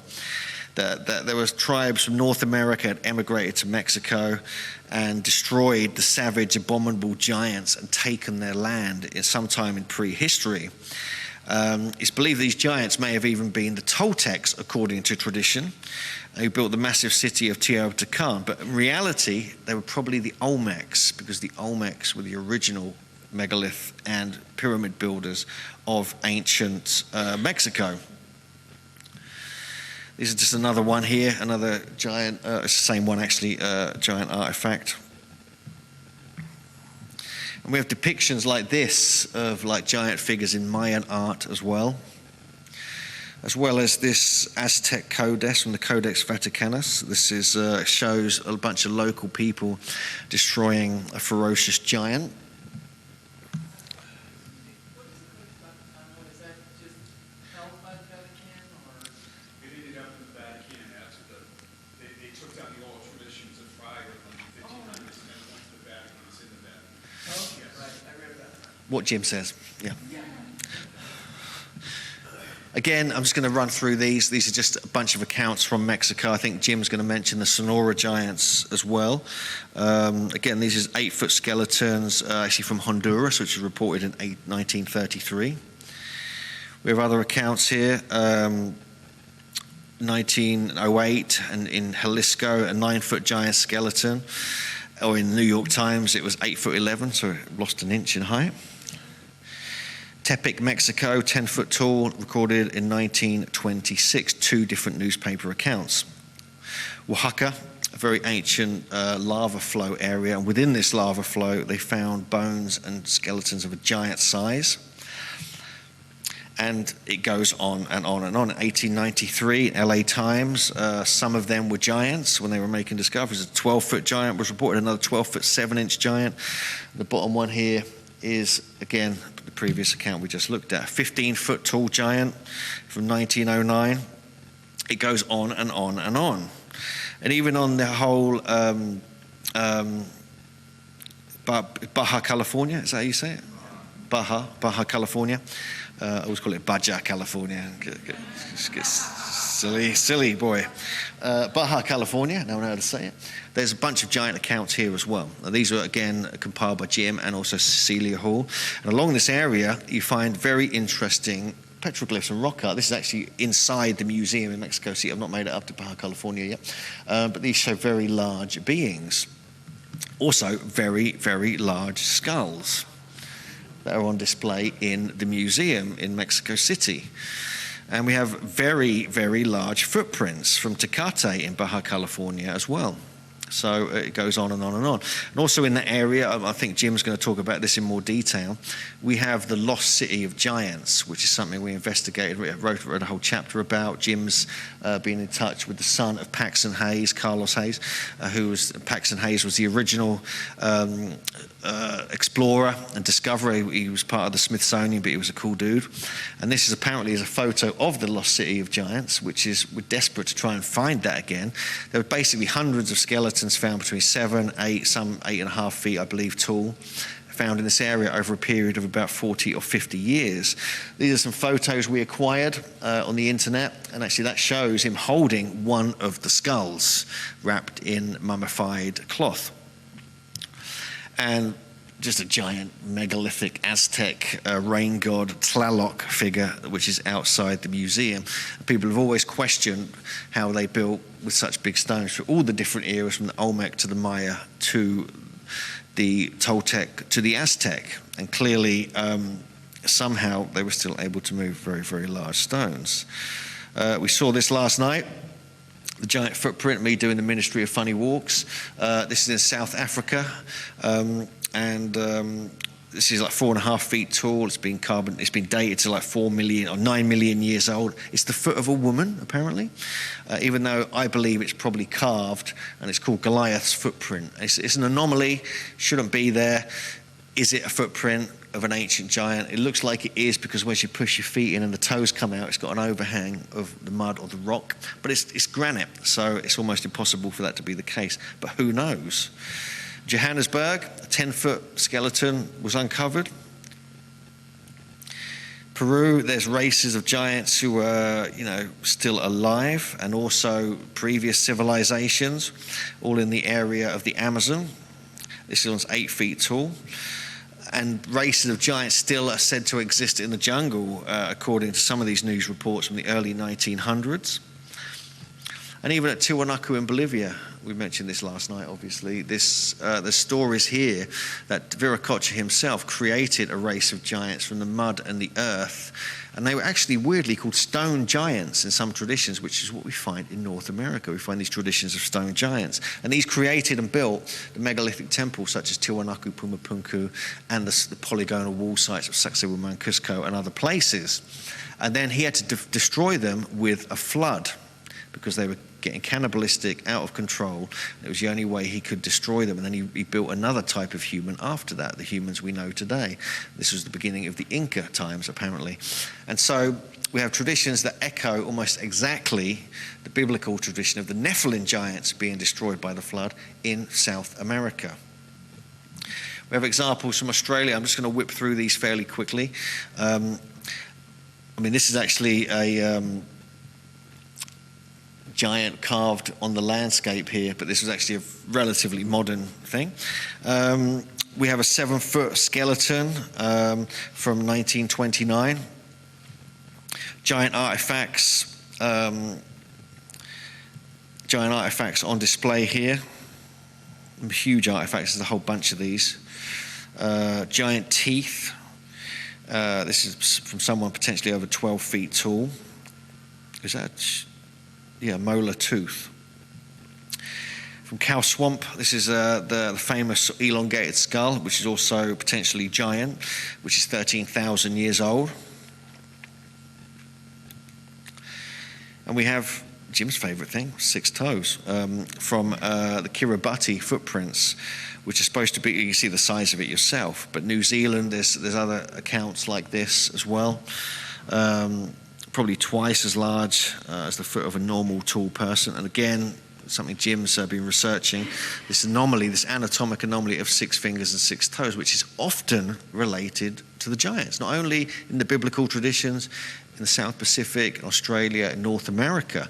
So it seems like this genetic traits, as you get taller and you maintain this bloodline, you get double rows of teeth, even horns in some cases, as we've featured in our book, and also 6 fingers and 6 toes, sometimes even tails. There's accounts of those as well. So you get strange things happening.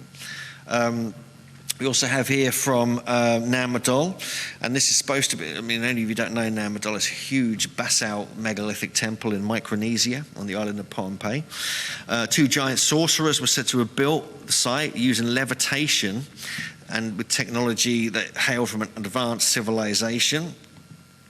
Several historical accounts of giants actually being discovered here. The first is from 1859 in the American Geographic Society, Volume 1.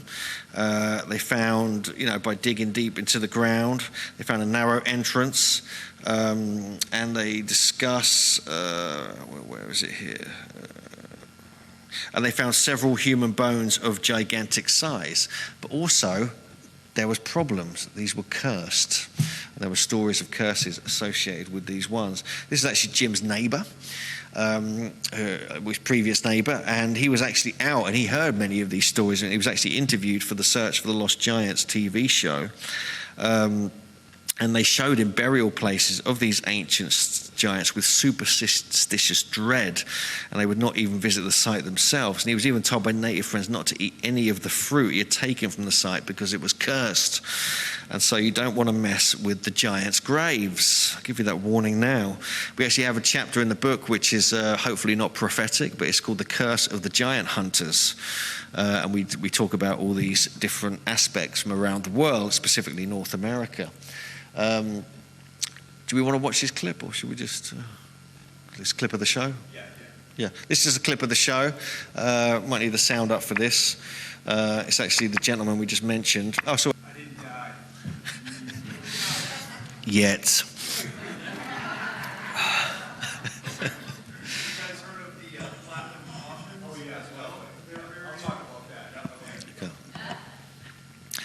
So, now Madol, fascinating place. But there's also, we get down to the southern tip of South America.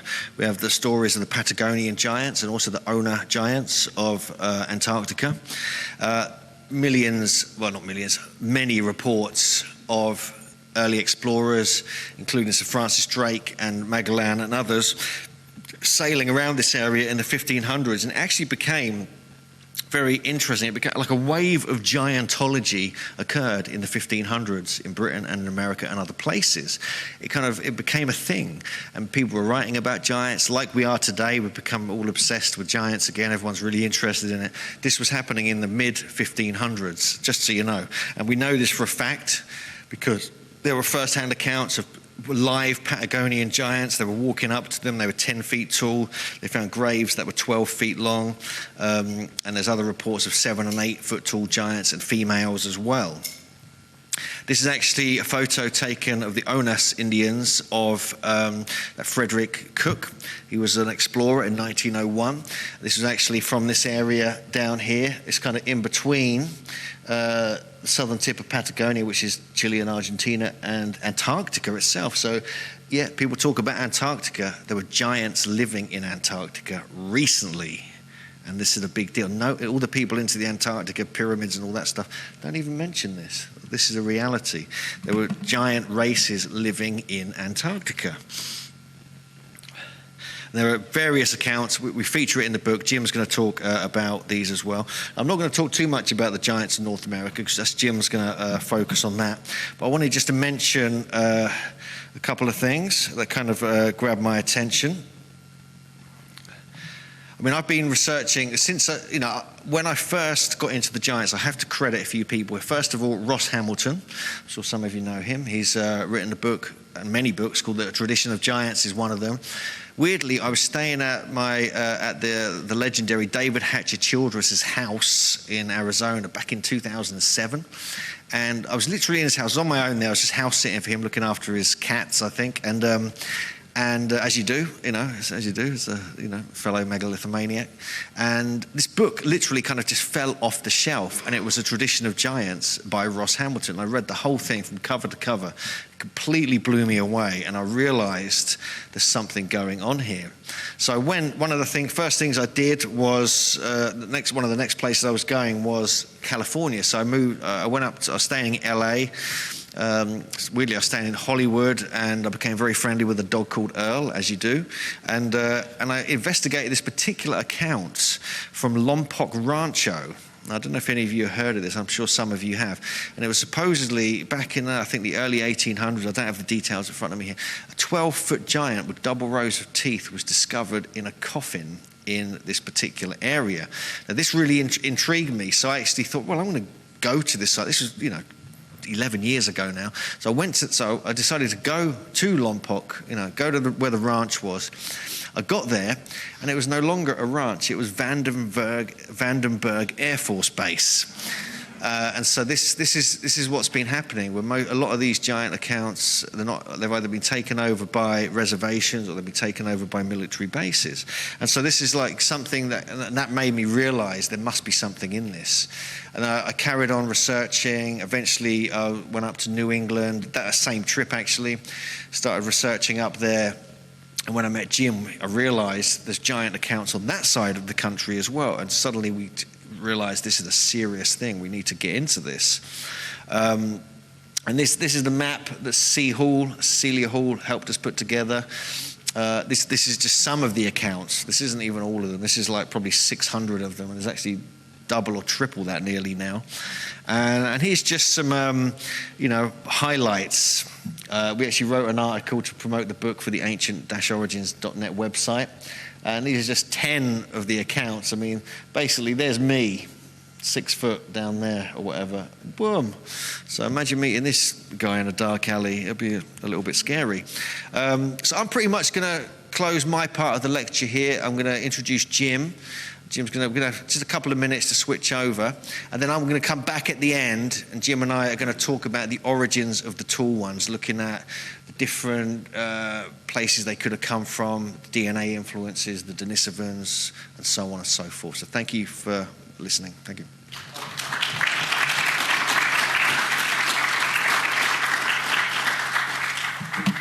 Travel channel, written a book with my contemporary Hugh.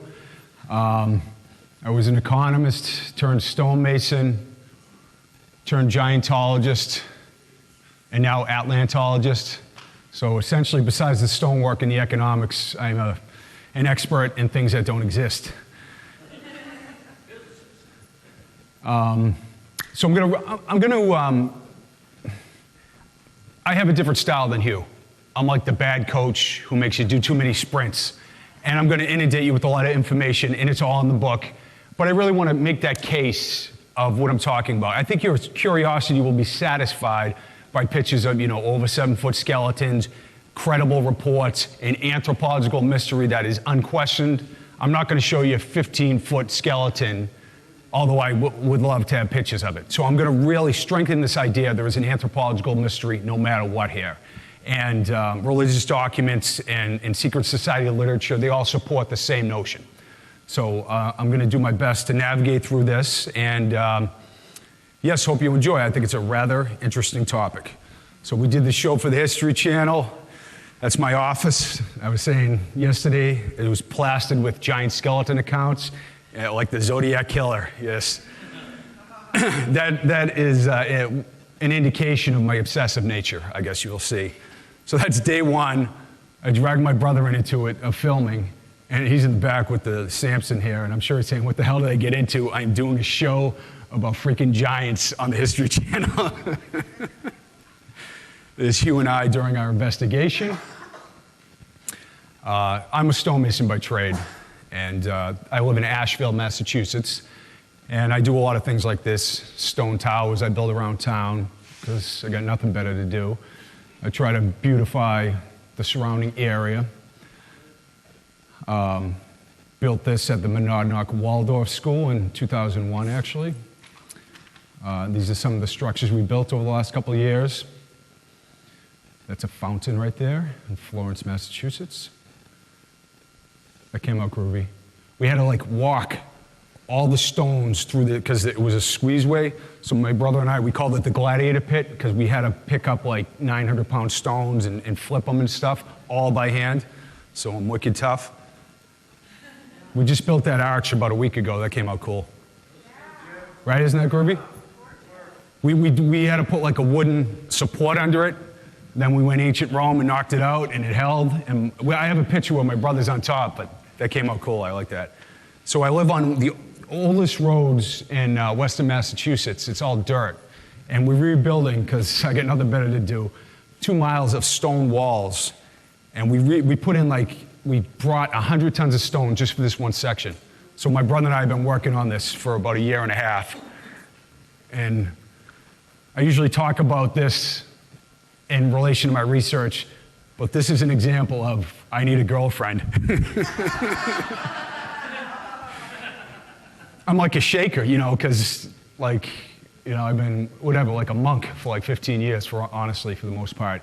And so I get all this stuff done, and and here's he was a big hit. So I had that's my boy Linus, research partner. Right, isn't he a good-looking boy? He has one blue eye and one yellow eye, and he's pretending to be a stuffed animal. So Hugh comes up to visit, and he teases him, and Linus tuned him up last time and scratched him pretty good. And I got into this whole idea of giants through searching Native American stonework. And I wanted to show you some of these examples of Native American stonework. Turtles and snakes. These are the things I was finding in New England. All around, and I was like, these aren't colonial constructions. These certainly look like Native American stonework. So this is in Wisconsin. You have stone turtles. Smithsonian ethnology reports. West Virginia, you have these Native American stone mounds and cists. Carbon Mountain, Virginia, it's like a coal place now. That's in the 50s. 8 miles of walls on top of Carbon Mountain, West Virginia. Thought to be built by the Adena people. All around the east part of the country, you had hilltop forts, arches, and burials made of stone. See these crypts? These are all from Smithsonian reports. The idea that Native Americans did not build with stone in the eastern United States doesn't have a lot of validity. Very, very enthralling Native American cultures, building all kinds of burial mounds. This is a really interesting one there. They found 7 huge skeletons at the bottom of that.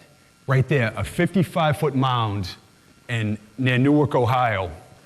The settlers showed up. They took this whole thing apart to build a dam, and then the dam was obsolete, and so it doesn't exist anymore. 55-foot high, like a stone pyramid in Ohio that is verified and legitimate. And at the bottom, there was 7 enormous skeletons found underneath, which is very cool. So these are hilltop forts, the old stone fort in Tennessee. All around the Midwest, you find these incredible Native American constructions. And it's part of the whole mystery of ancient America. That's why I'm going to show you some of these things for a minute. And these are Native American mounds, tombs in Missouri, Really, quite unquestionably, Native American stonework. And that's Missouri as well. So you have a lot of these tombs around the Grave Creek complex in West Virginia. You see that collapsed stone tower? This is Eastman of Eastman and Kodak. He took lithographs all around, and there was a series of stone towers all around the mound complex in West Virginia, which is pretty amazing. It was a really fascinating, magical landscape that the Native Americans constructed. So the mound builders, they started in 3400 BC at a site called Watson Break. Now that's pretty ancient, 3400 BC, think of that.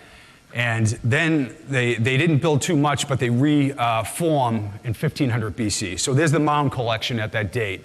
And here is the spread of the mound builders really getting, putting their foot on the gas. They show up in 1000 BC, the Adena people. They are the giant elongated skull people you find in most of the mounds of eastern United States. I'll get into that. Then the Hopewell comes after, then the Mississippians, which last about 1400, 1500 AD, when the colonists showed up with all their diseases and warfare and genocide.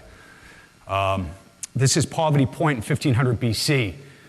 Just an amazing and massive complex. The earth that came out of these earthworks, these excavations could have filled the Great Pyramid 36 times. That bird effigy is 60 feet long, 70 feet high, and it was built, the entire complex was built in less than 3 months. They did the soil analysis fairly recently, and they determined this entire complex in 1500 BC was built within 3 months. And it has an astronomical ring in the middle as well. And that's a satellite from the U.S. Army in 1938. They didn't even know the place existed until they found it. And in Miamisburg, we have mounds. You know, the mound building culture was very ubiquitous. Hundreds of thousands of mounds were excavated, destroyed. Some still exist. So, oh, sorry. See, my cat does that all the time. He gets in the box. That's an Astalan, and that is Grave Creek.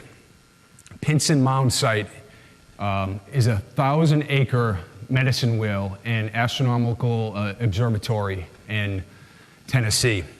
In Cahokia, 100-foot high, 14-acre base, 1 acre greater than the Great Pyramid. 22 million cubic feet of soil was brought from over a mile away to create this in Illinois. That's what it looked like in its heyday.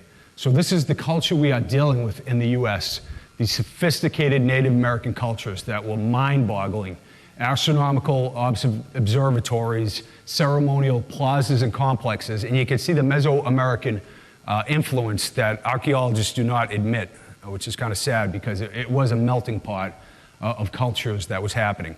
So it's Cahokia. It almost looks like Teotihuacan made out of earth. And we all know about our friend the Serpent Mound, you know, just amazing. And it might be vastly older than the Fort Ancient 1200 AD date they got out of it. Our friend Ross Hamilton certainly thinks so. So it had astronomical alignments. Here's one of my favorite geometric forms of the mound builders, the Hopewell people. Right there up there, the circle and octagon, 20 and 50 acres. These are like unbelievably precise. And that predicts eclipses and understands the 18.61 metonic cycle of the moon. Now in the 80s, Lively and Horn, two professors from Earlham College, went in with the notion of debunking the idea that this was an astronomical observatory, and they came away proving that it was a lunar observatory. So this is some of the stuff you have going on. And between Chillicothe and Newark, there was 2 of these complexes and a 55-mile ceremonial wall with path with walls on the side. That's some of the stuff that was going on in ancient America. And this is Newark from the air. Just geometric forms. It was like a college geometry blackboard in ancient America in the Ohio River Valley. And some of the interesting things were, this is Warren K. Moorhead, one of the chief excavators of Adena Mounds and Hopewell Mounds. They found an old royal tomb that there were chiefs and kings and queens buried with copper crowns and plates and shells. The entire ancient American system was one of commerce and trade and just this interlocking web of interaction. And this is from Sparrow Mound. Look at some of these artifacts that came out of the mounds. Absolutely brilliant, exquisite, incredible Native American cultures. Now, people have questions like there was a racist idea that the Native Americans didn't build the mounds. I would say not that they didn't. I would ask, who are the Native Americans? It seems more of a melting pot than a Bering Strait entry down through the ice-free corridor. That happened to some degree. We know that through mitochondrial DNA testing. But there's all this other information, like Hugh is an expert on the Olmec culture. It is a blend of cultures, it seems. And I think Native people maybe say that themselves. So I want to be sensitive to Native perspectives here, because there's been a lot of the kind of racist dogma that the natives weren't sophisticated enough to do this. But the archaeological evidence obviously clearly points to it. So, you know, big ups to the Native people. That's a disc from Moundsville. Stereotype panther. Beaver, just these phenomenal, the skill here. Look at this, these incredible, they found a cache of these at Mound City. In our show, we looked at them. Just exquisitely made, almost with a machine. So these are the trade routes at one Hopewell Mounds. Look what they found. They found these artifacts from all over the country. So these incredible trade routes and 100-mile long ceremonial paths. Ancient America was vibrant and progressive and just astonishing. So by virtue of studying stonework in New England, I ran into a giant problem. This whole weird thing that my life has turned into was just an organic process of falling down the rabbit hole and sticking with it. I was just looking into stonework, and I started to find these bizarre accounts of giant skeletons by respected scholars of the time. So George Sheldon, right here is Sheldon, gave an account of an 8-foot skeleton. I'll show you in a sec. Anyway, Sheldon, he was a Massachusetts state senator. He was an amateur archaeologist. He unearths this skeleton and he writes about it. I don't know if you know Deerfield, Mass at all. It's like super prestigious school, like all the dudes that go to, Ivy League and get into the CIA and stuff. They go through that school. I'm not saying conspiracy, but it's like a high-minded place that places you like at Amherst College or Williams College. And so he is like the dean of the creation of Deerfield Academy. So he's a high-minded guy. What he reports is this. In his town history, one of the skeletons was described to me by Henry Mather, who saw it. Being of monstrous size, the head as big as a peck basket with double teeth all around. And Stephen Williams said the owner must have been nearly 8 feet high. Williams taught anatomy at Berkshire College, and his entire lineage of family were doctors. So this is the entire mystery encapsulated right here, and I will continue. This guy studied anatomy, said the head is as big as a peck basket, double teeth all around, 8 feet high. It is not subjective, it is the measurement of a stationary object that is being discussed by an anatomist. And then there's a million other accounts like that. The skeptic will say, these are hoaxes and these are mastodon bones, and just dismiss it. And it's like, that is a kind of just a petulant argument. Ooh, that's a big use of that word. So, of course, I'm a freak. I dive into thousands and thousands of pages. Like I said, I get the tech skills of like an Amish preacher, right? So I'm reading like literally thousands of pages of town and county histories, and I start, digging out these accounts, like 7'8", double rows of teeth. Dr. Morrill Robinson finds it from Middleborough, Mass. And then my brother says, why don't you use like Google search engine? So I was spending like months finding what I would find in like 2 hours, That's a cautionary tale not to be a moron. So I continued to dig in, and I found accounts like this. Hugh and I investigate this in our show. A giant skeleton, a jawbone over the face, double teeth all around. And this was a native chief who was known in real life to be absolutely enormous. This wasn't a tall tale. This dude was like huge, and it's not, like you'll probably say, 7 foot, that's not giant. First of all, these guys, and I'll get into the scientific analysis of it by like Don Dragoo and other scientists, but these are massive, like huge-jawed, huge skull, enormous, like 7 foot, 7'5" linebackers with incredible strength, incredible endurance, like almost like a different or a higher race, if you will. And the incidence of over 7 foot burials that came out of the mounds, say in eastern the United States, is much more higher than the prevalence of being over 7 foot tall in our current population. So there's an anthropological mystery. That's a mouthful, but I started to find this specific anatomical trait all around the planet. All around the country. So we're investigating this during the show, and we get into the records of Lyman Simpson Hayes, the respected historian who put together the account. And in his handwritten records during filming in real time, we see that he writes down in this account, double, they were all double. He puts it in, and perfect. So he is really going out of his way to talk about double rows of teeth in his hand notes before he writes the final account. So these people are judging a stationary object, explicitly stating specifically what it is, as you'll see all around the country. Martha's Vineyard, 6.5 to 7 feet tall. And look at what they're saying. An unusual feature was a complete double row of teeth on both the upper and lower jaw. The specificity of that is remarkable. This one bummed me out. So we're filming, and we want to find the jawbone with double rows of teeth, right? Like, where is the account of that? Right here under the church, 1854, at Baptist Corner, Newton, Mass., near where I grew up. Under the cornerstone was buried a jawbone with double rows of teeth. They it was so astonishing, they put it under the cornerstone of the church. So the jawbone was of perfect preservation with the full number of teeth and double all the way around. It was placed in a box which was sealed and deposited under the cornerstone. That's what they said when they built the church. And I'm like, hey, we can get in there, you know what I mean? Like, we'll dig in there, we show up, and it's a parking lot. And the church is gone. And so I was like bummed out. You know, we always try to follow these stories to the end.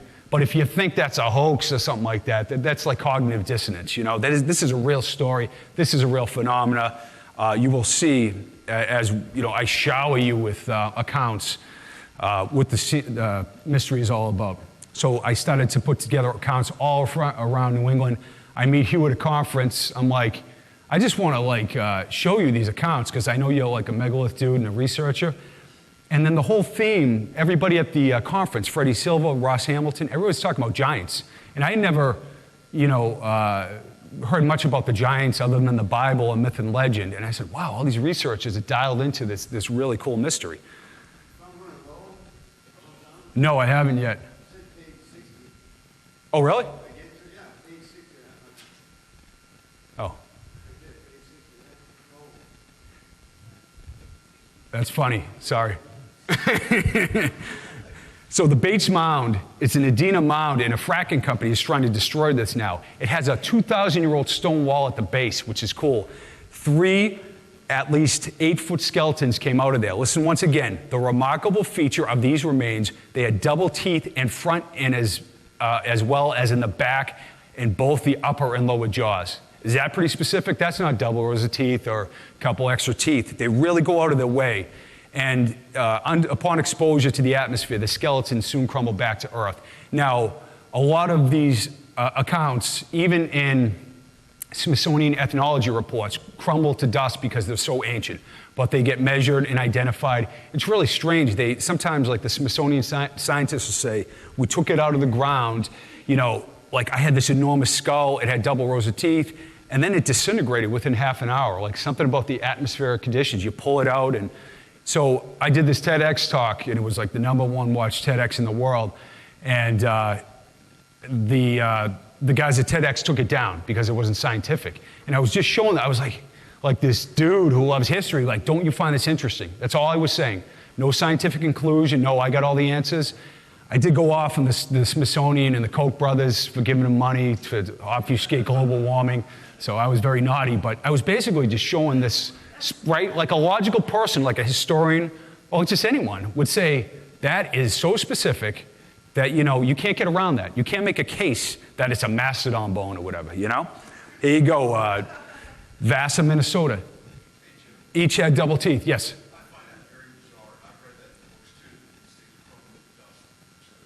Mm-hmm. But it's in like the ethnology reports of the Smithsonian scientists, so it's not like, yeah. It's a good point, or it's a good inquiry, because I'm not an anthropologist. How is that happening? Yes. I don't think it's fake news because it's ubiquitous like these other things. You see it over and over. Actually, and I love your question, but at the end, I'll answer, even in the hall, all the questions until I pass out. So, like at the end, you know. So double rows of teeth, like I know that's creepy, but like 6 fingers and 6 toes, and gigantism and pituitary gigantism and dwarfism, they're all within the human genome. So this is a rare genetic, you know, this isn't like, you know, I was born with horns or something. So even in Scientific America, from Martha's Vineyard over the other side of the country, you get an account in Scientific America about double rows of teeth. So it's not, you know, National Enquirer, it is the Scientific American. So you have it right there. And this was really cool. Oh, no, after this guy. This is Flavius Josephus. You will see all these sources throughout the world talk about giants. In Hebron, there were till then left the race of giants who had bodies so large and countenances so entirely different from other men that they were surprising to the sight and terrible to the hearing. The bones of these days are still shown to this very day, unlike the credible relations to other men. So he's saying on display these human bones were there. They were enormous, they were outrageous. And Josephus is a well-known chronicler. So Chris Coombs, a really brilliant scholar, Hugh bought his book. I spoke to him personally, and he's just fascinated with giants. He wrote this incredible book, this sober scholar, about the myths and the accounts of giants in Wales. And check this out. This is in his book. The giant of Gabera, who hailed from the land of Arabia, was 9 feet 9 inches. In the time of Hadrian the Emperor, it's like 200 AD, I think, there was raised from the earth in a place called Messana, which is Carthage, the body of a giant called Ida, who was 20 feet in length and who had double sets of teeth, or teeth, and 2 rows of teeth still completely preserved in his head or gums. Sorry about the slurring there. Had too many drinks last night. So they're specifically talking about this double rows of teeth in this ancient account, and then you see it duplicated all around the US. That is pretty remarkably specific once again. So I'm out of my mind. I'm like, giants everywhere, what's going on? I go to the George Sheldon Museum, right? The guy, the Mass State Senator, the archaeologist who founds this museum and identified the 8-foot skeleton with a massive skull with double rows of teeth. And I say to the curator, Sheldon reported an 8-foot skeleton, in the accounts? He said, no. I said, can you show me what he has? And he gave me his indexed archaeological scrapbook. And I think I said it in the show, that this is like my Da Vinci Code moment. I swear to God, I was like all tingly. I knew I was going to find giant accounts in there, and sure enough, I did.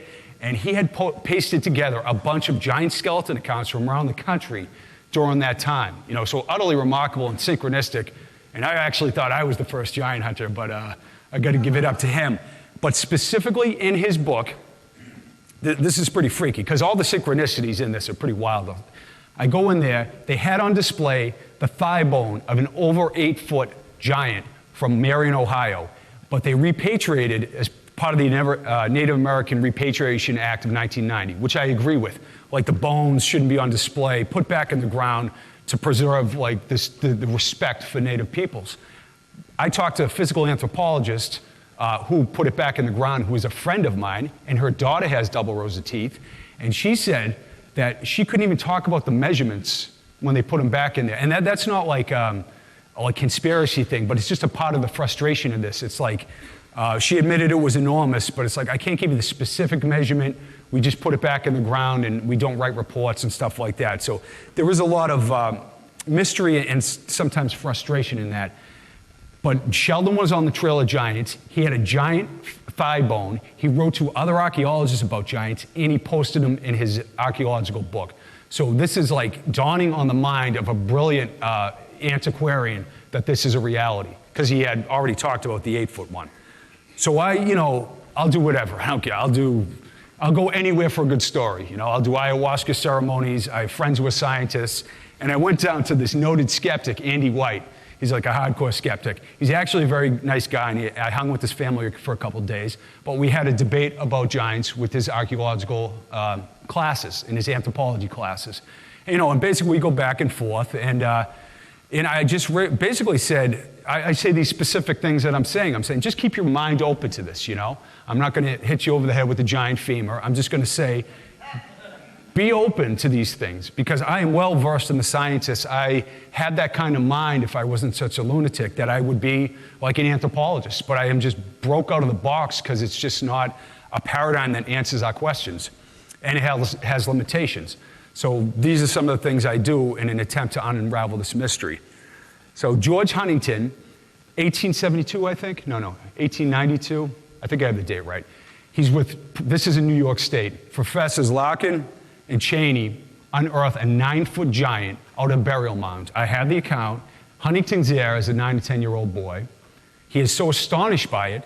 I talked to his granddaughter. He said, yeah, no, this guy was legit. He saw it. He built it. He's like dreaming of it.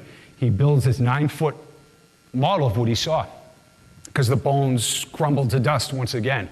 And it's listed in the anthropological report of the Smithsonian and the assistant head of archaeology in New York State. In Buffalo and Washington, D.C., these measurements are still written down. So 9 feet in height, a shin bone 28 inches in length. Even if that is the femur, that's like 9 feet tall. So this might even be taller.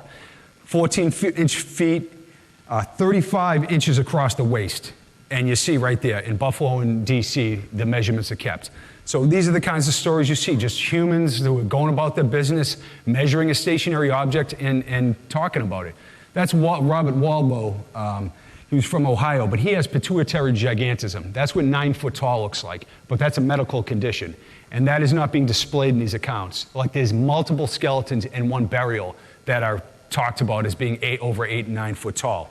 So the New York Times, Washington Post, LA Times, there's hundreds of these accounts. Matter of fact, Native American artifacts found over 9 foot tall. The head could fit over your head as big as a half bushel measure. So these people in the terms of the time are trying to express what they're finding, along with in context burial positions that Native Americans enacted and artifacts that are Native American. So if that's a mastodon bone, or something like that, then that's the craziest thing in human history. So there are so many of these sober accounts. The skull is large enough to fit over the helmet, like a man, over the average man's head. It was so large the jawbone fit over the face. I will just run through these accounts over and over again because I think repetition is good here. Oh, just kidding. 9 feet tall, jawbone over the face. See, this is the thing. Like the largest man in town, the town's abuzz. He puts the jawbone over his face. Hands go, over whiskers, and there's room to spare. So they keep reporting that, like, wow, these things get dug up, and it's amazing. The Field Museum in Chicago that has Lucy the T-Rex.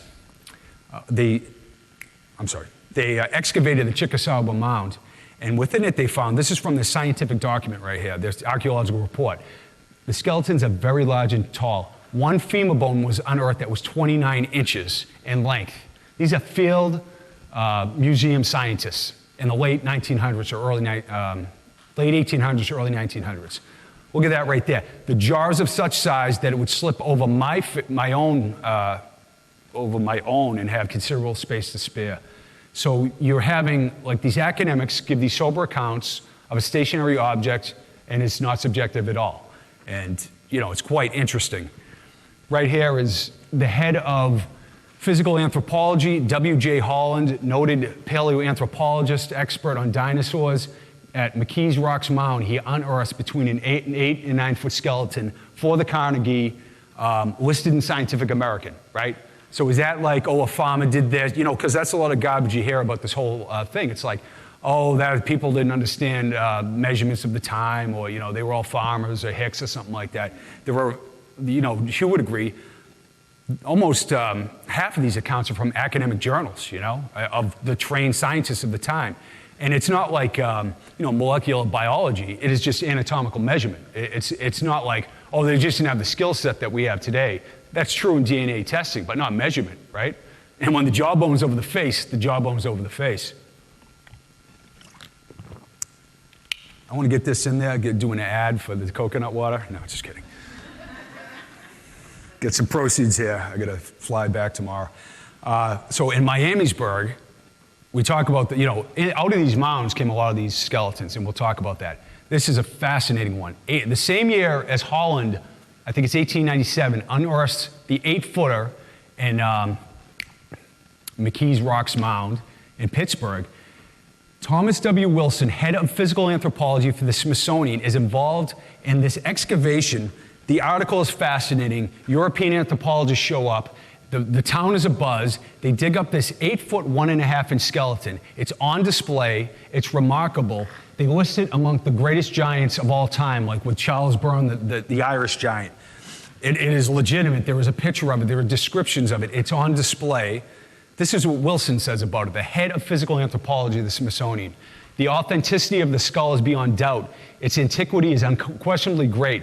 To my own personal knowledge, several such crania were discovered in the Hopewell group of mounds, exhibiting monkey-like traits. The jaws are prognathous, like projecting beyond the face. So he is making it pretty clear that this is a human skeleton and it is legitimate. And these are some of the accounts, that I'm not a guy who, I don't even know, I don't believe in like wide-reaching academic conspiracy. Like I said, my buddy who has a stack of papers isn't covering up the giant bones. But at the same time, it's like these things just don't get looked at. The idea, I would have no future as an academic if I were giving you this speech, and it's kind of sad because it's just like historical investigation. It's not even, I don't even have to draw a theory about it. It's like, I've never seen such an outrageous and controversial reality embedded in our history, in our archaeological reports, you know? Coroner in the 30s gets a gigantic skull and starts to speculate about what it is. This is a real interesting account. 1933, Fisher, the head of archaeology in Pittsburgh, he gets together with Kadzow, a Cambridge-trained anthropologist, and they're taking out these enormous bones, 7'5" skeleton, in the New York Times and the Pittsburgh Press are talked about, right?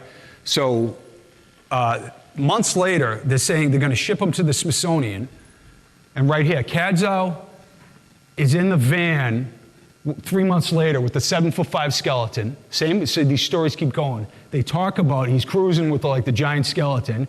He's taking a run at Eastern scientific institutions in the article. This guy's like well respected, and he's saying stop going to Peru and the Yucatan and spend some time looking at the amazing Native American cultures here. But he is specifically talked about as delivering that 7'5" skeleton to Harrisburg to go to the Smithsonian.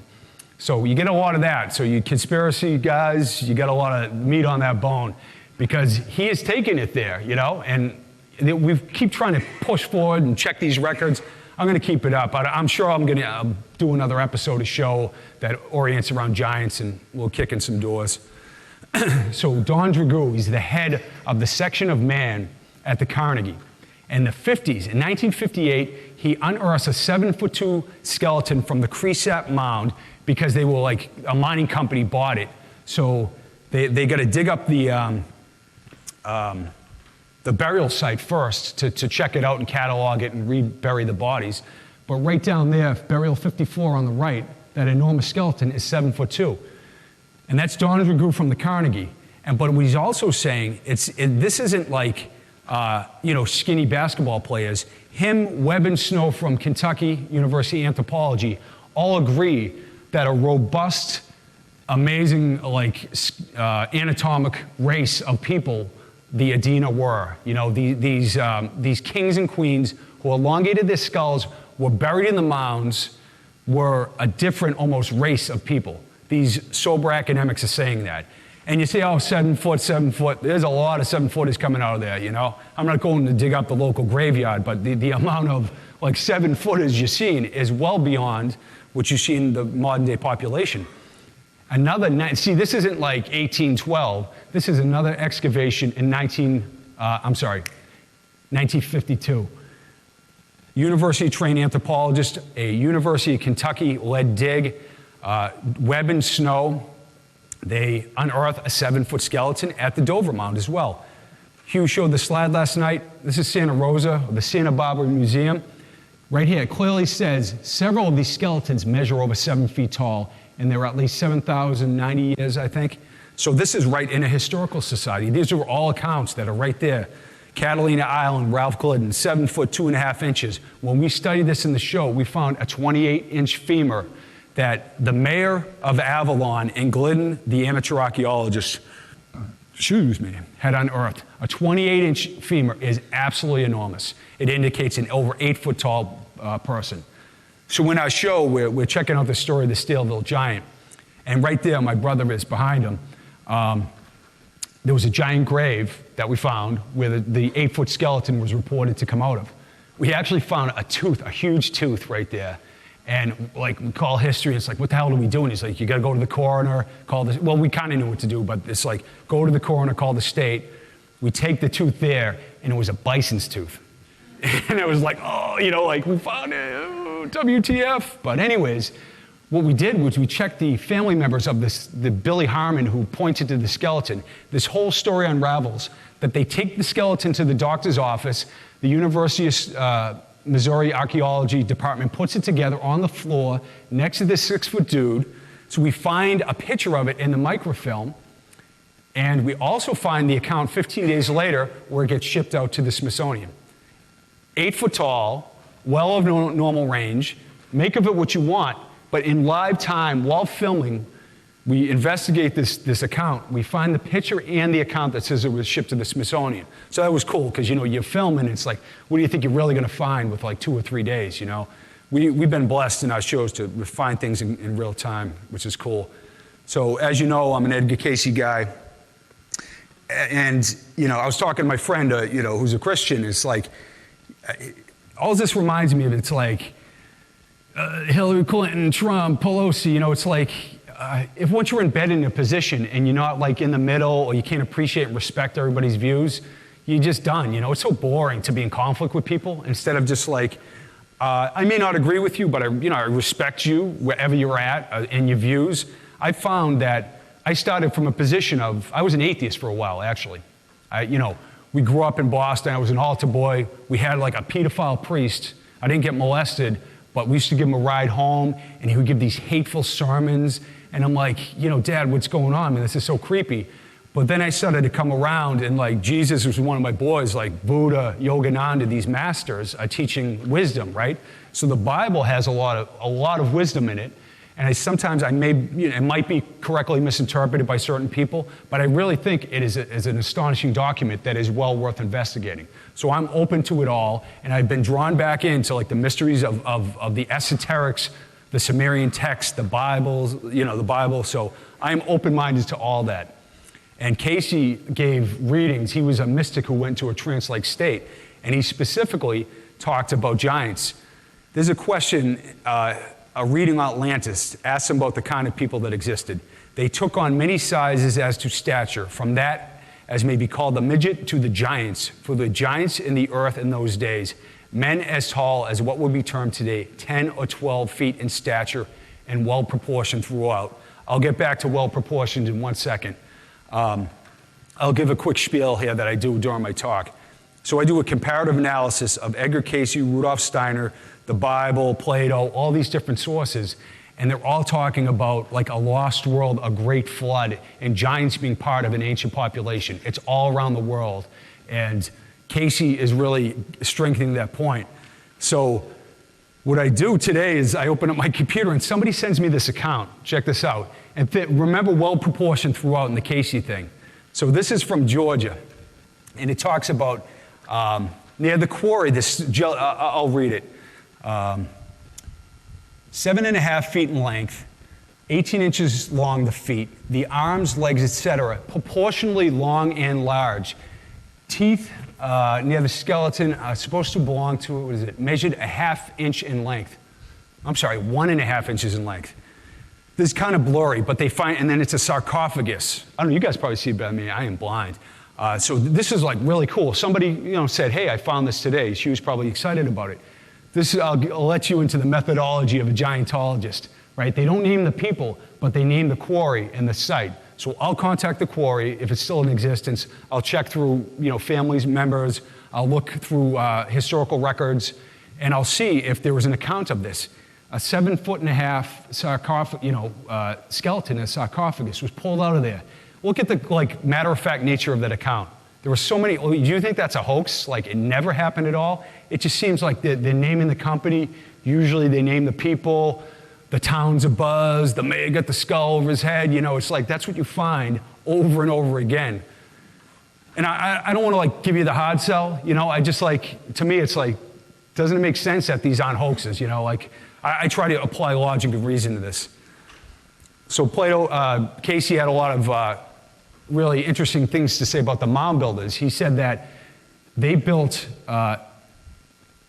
ceremonial complexes that represented the central city of Atlantis, that Plato's Atlantis. So these ringed enclosures that were found by the surveyors, Squire and Davis from the Smithsonian, many of them were circular and there's moats in them. And they still don't know what they're for. But Cayce, in a trance-like state with an 8th grade education, gave 68 readings on the mound builders, and he says exactly this, and that's what Plato's central city looks like. And Steiner is saying some of the same things. Look at this, the great mystic Steiner. Everything that refers to giants and legends is absolutely based on truth. We feel absolutely correct that the spiritual scientific point of view, that the giants are stupid and the dwarfs are clever. Although there are tales of malevolent and benevolent giants and little people all around the planet. So it's not just cannibalistic weirdos, it's like wisdom bringers too. So Blavatsky says the same thing. The Rosicrucians, there were 2 prime facts that stand out. One is that there were giants in the earth in those days. The other, that the patriarchs lived for centuries. Just like the Bible says, all these other sources say these beings were long-lived, like super long-lived. And this is all in the collective unconscious of humanity, right? All these themes keep coming back. Oh, that's just a myth or a legend. I even believe a lot of what Homer had to say. So here's an interesting account. Remember the 8-foot skeleton that the dude was riding that was going to the Smithsonian? The Rosicrucians write about it right here. Rosicrucian science confirmed.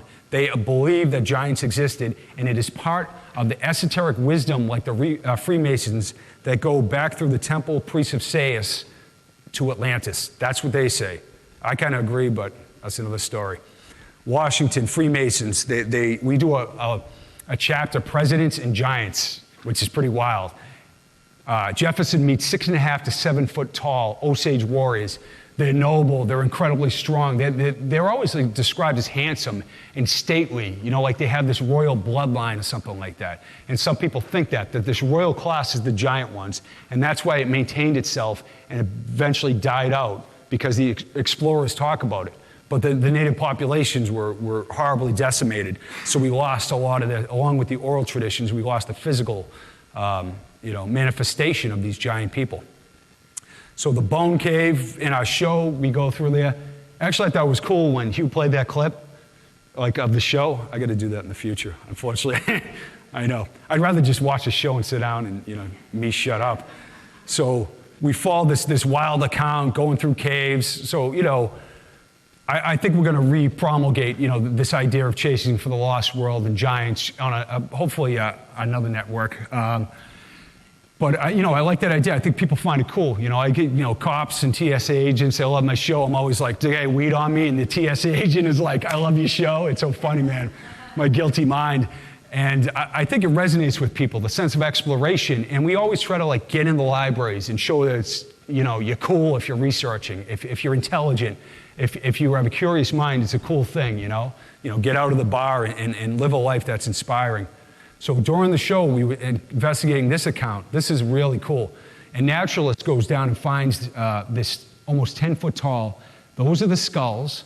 That's a ruler there next to that femur bone.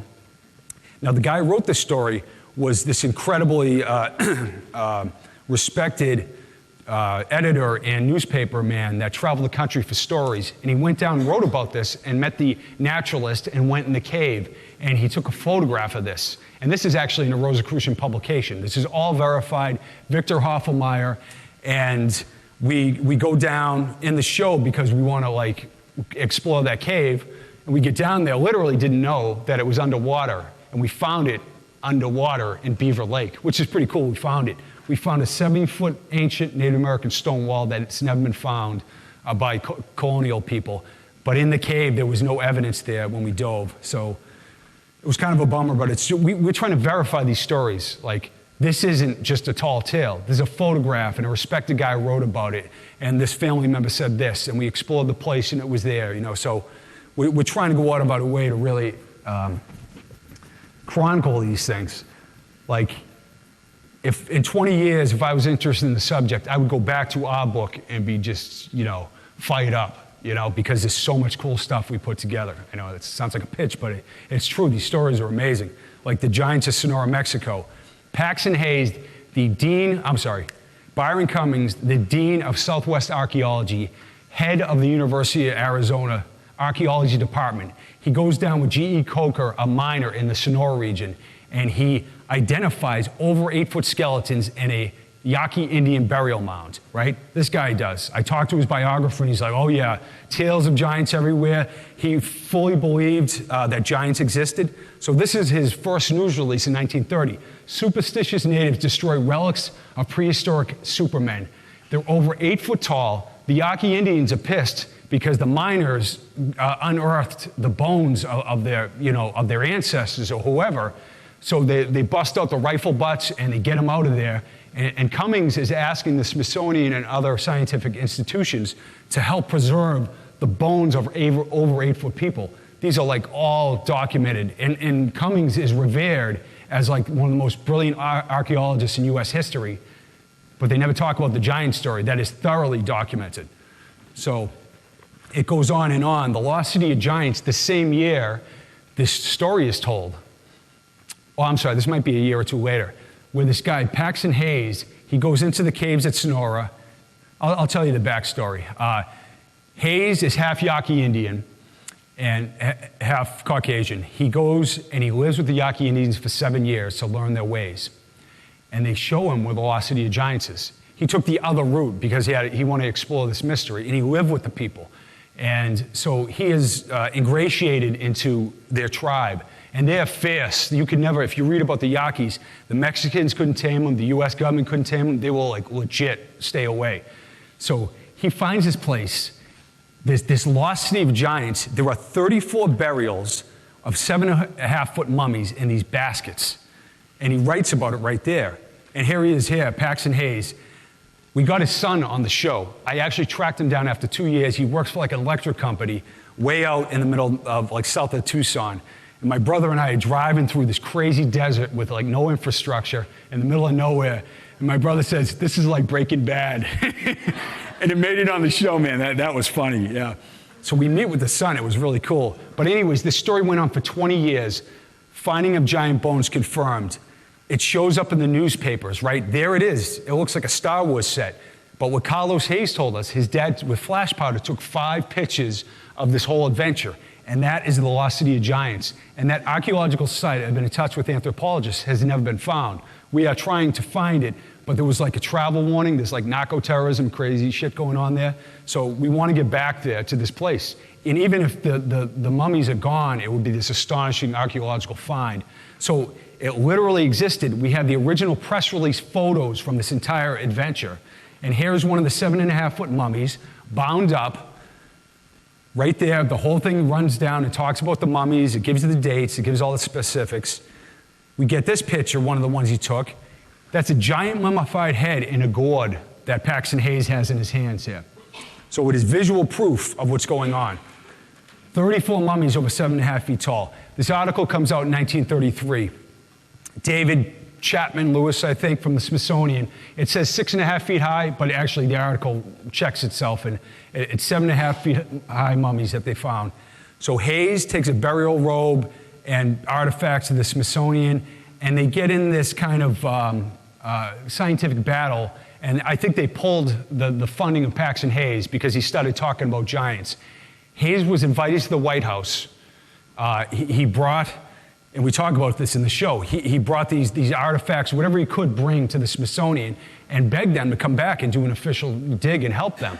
And they refused to, and they marginalized him, and they called him crazy, and you can see the evidence there. We get a full chapter of this in our book. So this guy was like Carlos Castaneda. I felt like I was in ayahuasca. We meet with the son, and the guy's a mystic, and he's looking at us. He's like, you have the gifts. You lead with your heart. And then he points to my producer, and he starts calling him a shark, because my producer was like doing, working for Real World and stuff. He didn't care about like making a good show. It's just, let's get the scene, get the hell out of here. So he tells him to screw, and we sit with him, and we had this like spiritual interaction, like do what you love, and my father and all this. And he talked about his dad just loved archaeology, and he believed so much in what he had found, and he was so frustrated, but he kept going after he lost his funding. For 20 years, the story goes on, and it talks about blonde-haired giants that he found, and he has a burial robe that he brings to the Seri Indians on Tiburon. He speaks to the elders there because he has a good rapport with the native people, and they say they've never seen such a thing. And he found corn that he brought to a lab in LA from the Lost City of Giants. So this isn't like, I saw a giant run by or something. This is such a detailed story, it's unbelievable. And then a couple of years ago, right in the same area, the University of Mexico Anthropology Department finds 22 skulls, 13 of them elongated to that extent that people were calling it the alien skull or whatever. 13 skulls like that out of one site. So as Hugh and I speculate, we talked to Brian Forrester, we talked to Tellinger, it's like, does the elongated skull mystery have something to do with giants? It seems intertwined. And that's one of my favorite stories because, is that a hoax? You know what I mean? Is his son a hoax? Was I talking to a hologram? Did I make these pictures up? It's a really, really compelling story. This is what everybody wants to hear. Where's all the bones? I think we can represent and show that, a fair amount. We can show an anthropological mystery. I cannot show you the 10-foot giant right now. If you know Michael Cremo, the forbidden archaeology, forbidden history. He does exactly what we do. He's a good dude, too. He's funny as hell. We've had him in for conferences in London. Michael is brilliant. And he goes through these old accounts, and he finds that human remains have been found millions and millions of years back through scientific sources, just like we do. And, you know, he talks about the revolution of science, Thomas Kuhn, the exclusion of evidence. And, you know, you get this strong case that there's an anthropological mystery here, and you can't get around it. And I don't like to lean on conspiracies because there isn't a vast academic conspiracy. There are other conspiracies that are real. There's no question, like political assassination, I hate to say it. There are conspiracies that are definitely real. Some are red herrings. And I just don't go down the rabbit hole at this time because I just try to stick to what I'm studying. The point being that I don't believe in vast academic conspiracies, but I have no trust for institutions. And the Smithsonian was a horrific and racist institution when it was founded. And, you know, sellouts rise to the top. Like, good people don't go to the top. Like, I would never be a CEO, you know what I mean? Like, I couldn't get there. They'd be like, no way, dude, you know, you would never, you know, do what you have to do to like support the company. Like, companies aren't humans, you know, on people, unless like it's like Manson or something, you know? They're like AI. They got lawyers just to like keep it going and keep it going. They're sick and insidious creatures that like devour everything, you know? Not to get on the soapbox, but that is my feeling about corporations and institutions. They are places of evil and places of secluding evidence and really misinforming the people. And that's not a full and broad scope of everyone. I'm just saying at the highest levels, don't trust them as far as you can throw them. Like the dude from Nestle says, water is not a human right, you know? Like, are you like a subrace of human? You know what I mean? Like, how can you conjure that? How can you make that statement? You know what I'm saying? Sorry. That's what got me in trouble during my TEDx talk. Okay. All right. So this is the archetype of the cover-up. And Indiana Jones, I talked on that panel, which that panel was unbelievable, with Shock and the Lost Hall Records, if you guys caught it. Oh, my God. This is the archetype of the corrupt institution that hides our history. And I believe the real archetype of Indiana Jones was Percy Fawcett. He was a spiritual guy. He was a rugged explorer. He like mapped the whole Amazon. You can't believe the Lost City of Z story. But he got lost, and he never came back. But he was looking for Atlantis. And Indiana Jones, he's not looking for the Lost Ark of the Covenant. He's looking for the Lost Hall of Records. And there is scientific institutions and the military entwinement with our history that is getting obfuscated. That is the archetype we're faced with here. And that's why Hugh and I are the greatest heroes in human history. No, we're a couple stiffs, but we love this stuff. So history is a lie agreed upon. That's my boy Voltaire, who was a seminal thinker. He was just brilliant. So this guy, yeah, he needs some happy pills. He is Dr. Hrdlicka. He's the miserable head of anthropology for the Smithsonian for like 40 or 50 years. He was draconian. He was ruthless. He obfuscated the truth. He went after colleagues who didn't agree with him. He said that there were no humans in the U.S. before 2000 BC, and he had to be brought kicking and screaming to the Folsom find in Mexico, New Mexico, to be shown that no, it goes back 8,000 and 10,000 years. So he and all the Smithsonian scientists had this rigid, racist view of the past. The Native Americans were disorganized. African Americans, you know, were not in the same class as whites. I hate to even bring it up, but I have to show you what the foundations of anthropology and science were in the United States. And the United States is the fake guiding light for these sciences across the globe. So this is the jerk who says giants are no more. He belittles the idea of giants and religious people. And that's the thing, is like, there's this real like incendiary, you know, toxic relationship with anybody who isn't like left-brained and cold-minded about science, you know? It's really just insidious. And this is his own anthropological report. Look at what he says. This is the head of physical anthropology. It's the greatest danger for the American people, superior race, blood, white race. And this guy had a bunch of colleagues that were just like that. It was like a freaking Klan rally. And these are the guys who came up with our modern-day anthropology and archaeology theories. So he went out in the Aleutian Islands, actually, this guy, Hrdlicka, and finds a giant skull. And all these reports are out there from the Smithsonian scientists unearthing between 7 and 8 foot skeletons, well at a normal range. In their own ethnology reports, check this out. My boy Micah Ewers dug this one out. 1873, Union County, Illinois. Perrin, the Smithsonian archaeologist reports, the skulls are very large, but fall to pieces on being exposed to the air. One skull was found that measured 36 inches in circumference. Think of that, 36 inches.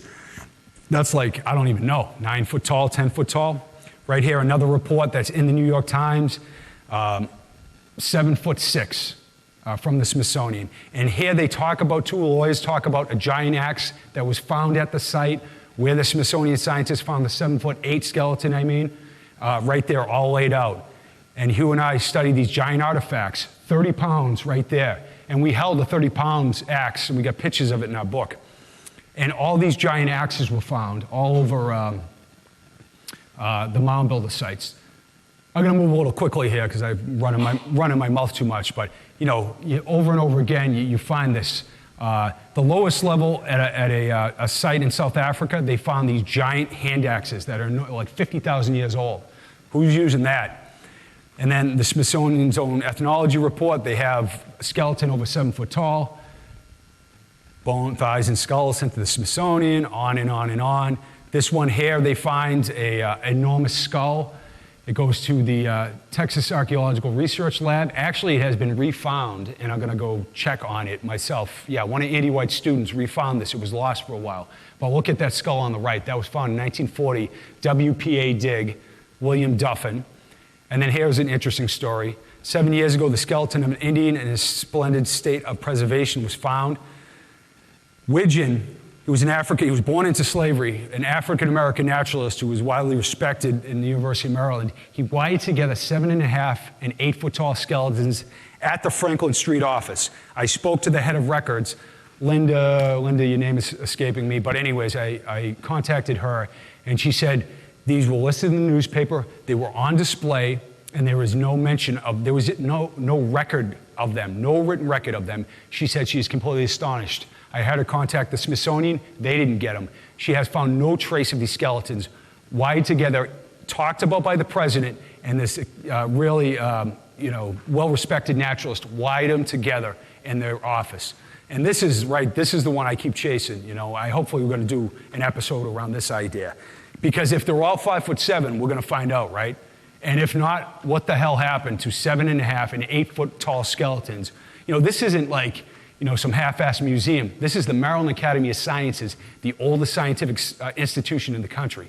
That's why I find this so fascinating, and it pisses me off so much at the same time because I can't get to it. So my man Widgeon, he was a great man. He became a Baptist preacher, well-respected. We're going to go through his records, too, and see what he has there. He certainly wasn't hiding anything. His game was tight. So Hugh ran through this already, the giant of, I'm going to skip through it. So we're looking for these bones, right? So the guy who found these giant bones, in France, Lapinge, this is from the giant of Castelnau. The guy who found these bones was like a crazy anti-Semitic guy, and he got canned from the University of Montpellier. And I think his bones are in a private collection because they can't find him. I got a curator from the Louvre trying to find him for me. So this guy was another freak, but in spite of that, he found this giant. And this was peer-reviewed. I'll have to add to Hugh's talk about it. There was 10 anthropologists peer-reviewed this in 1892, and all agreed it wasn't gigantism, and all agreed that this was a legitimate 11-foot-tall skeleton, the femoral midshaft and all the bones. So Science wants peer review, here you go. And they found a 6'11" juvenile skeleton at the lowest level of that burial mound as well. So these are found, Hugh went over this. There's a little overlap, so I'll run through it. Are you pissed at me because I'm taking too much time? Okay.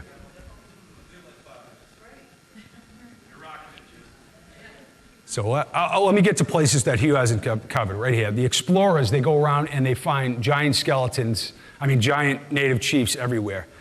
DeSoto writes about Tuscaloosa, 7.5 to 8 feet tall. And here's the Patagonia story with Hugh.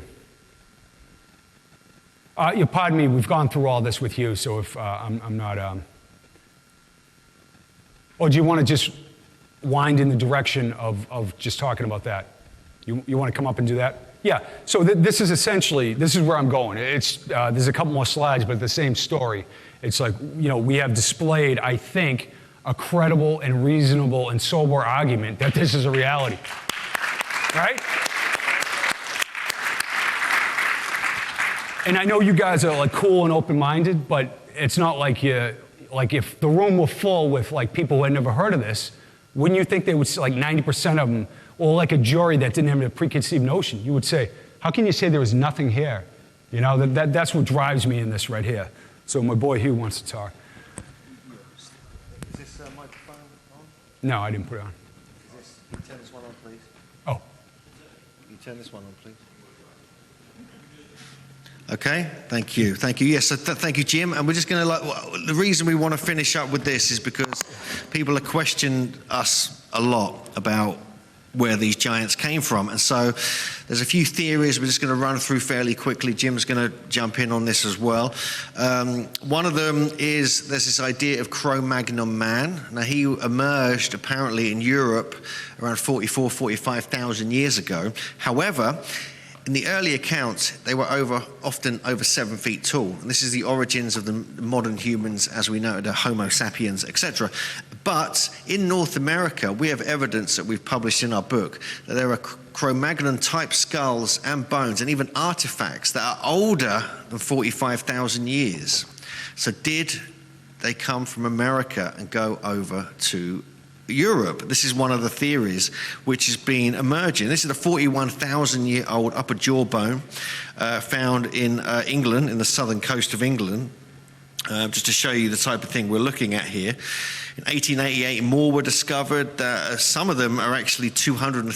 Strangely, there's modern type human skulls, thanks to the research of Michael Crimo, which is 230,000 to 400,000 years old, found in England and in other parts of the world.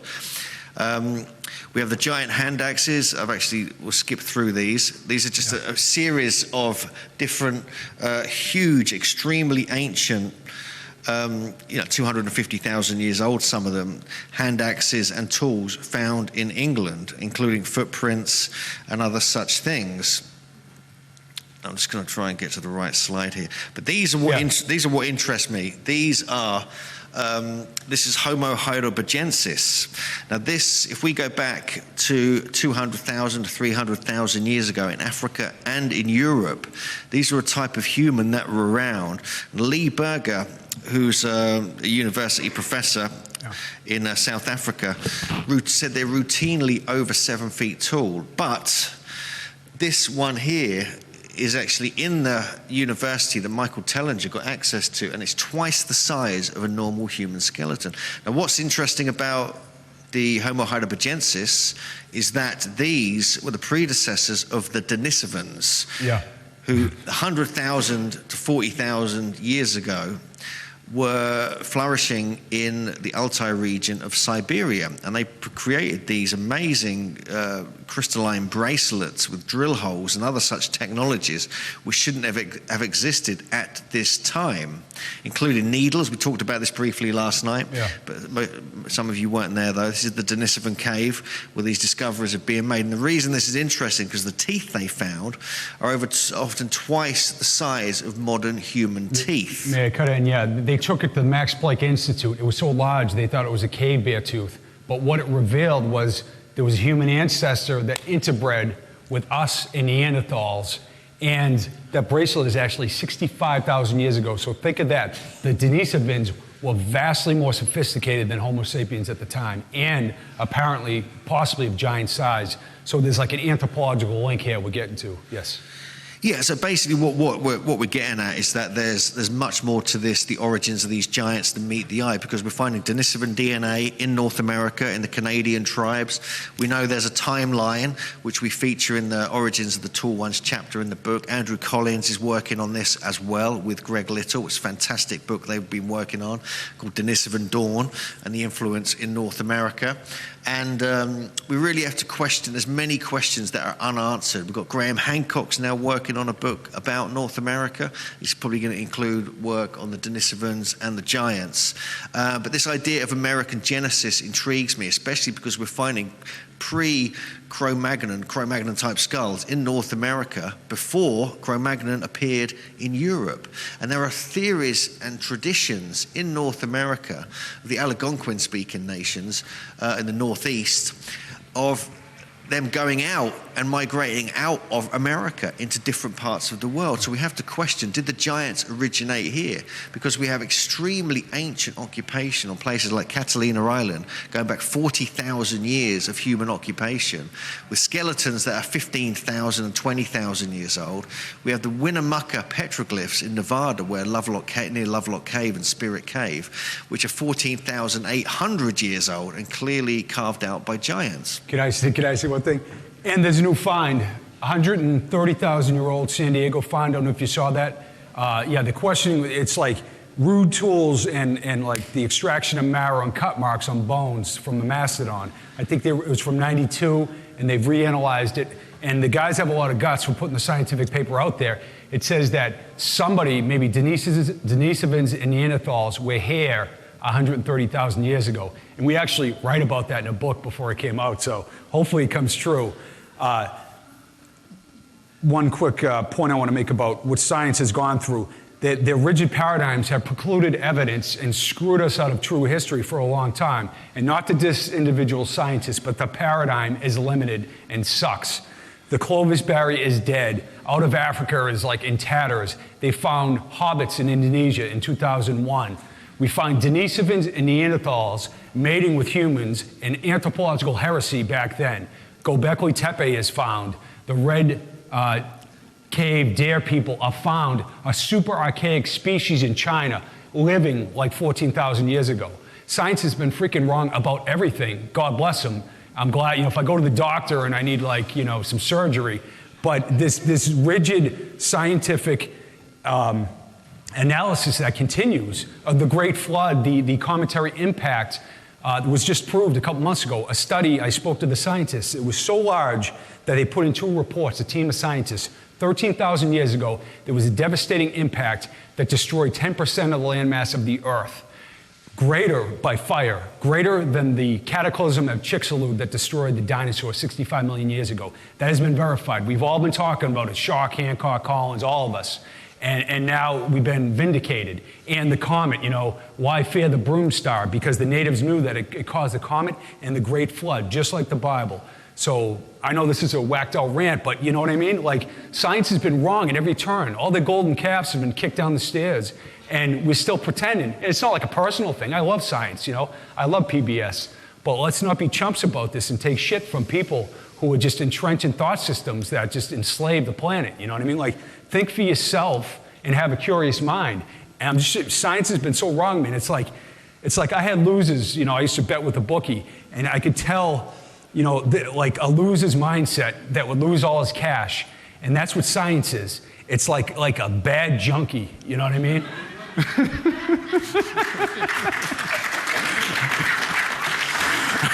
I'm sorry, man. Okay, you okay there, Jim? I'm like the guy you place a bet with or go to somebody to get whacked, you know what I mean? And I'm sitting here giving like a scientific talk, yeah. Okay, so we are going to have to end up now. We've just been informed we've got to close up. But we're pretty much there. So, but if you want to come and have a little chat with us out in the foyer, if you've got any questions, we'll have to take it outside. Thank you. Thank you very much.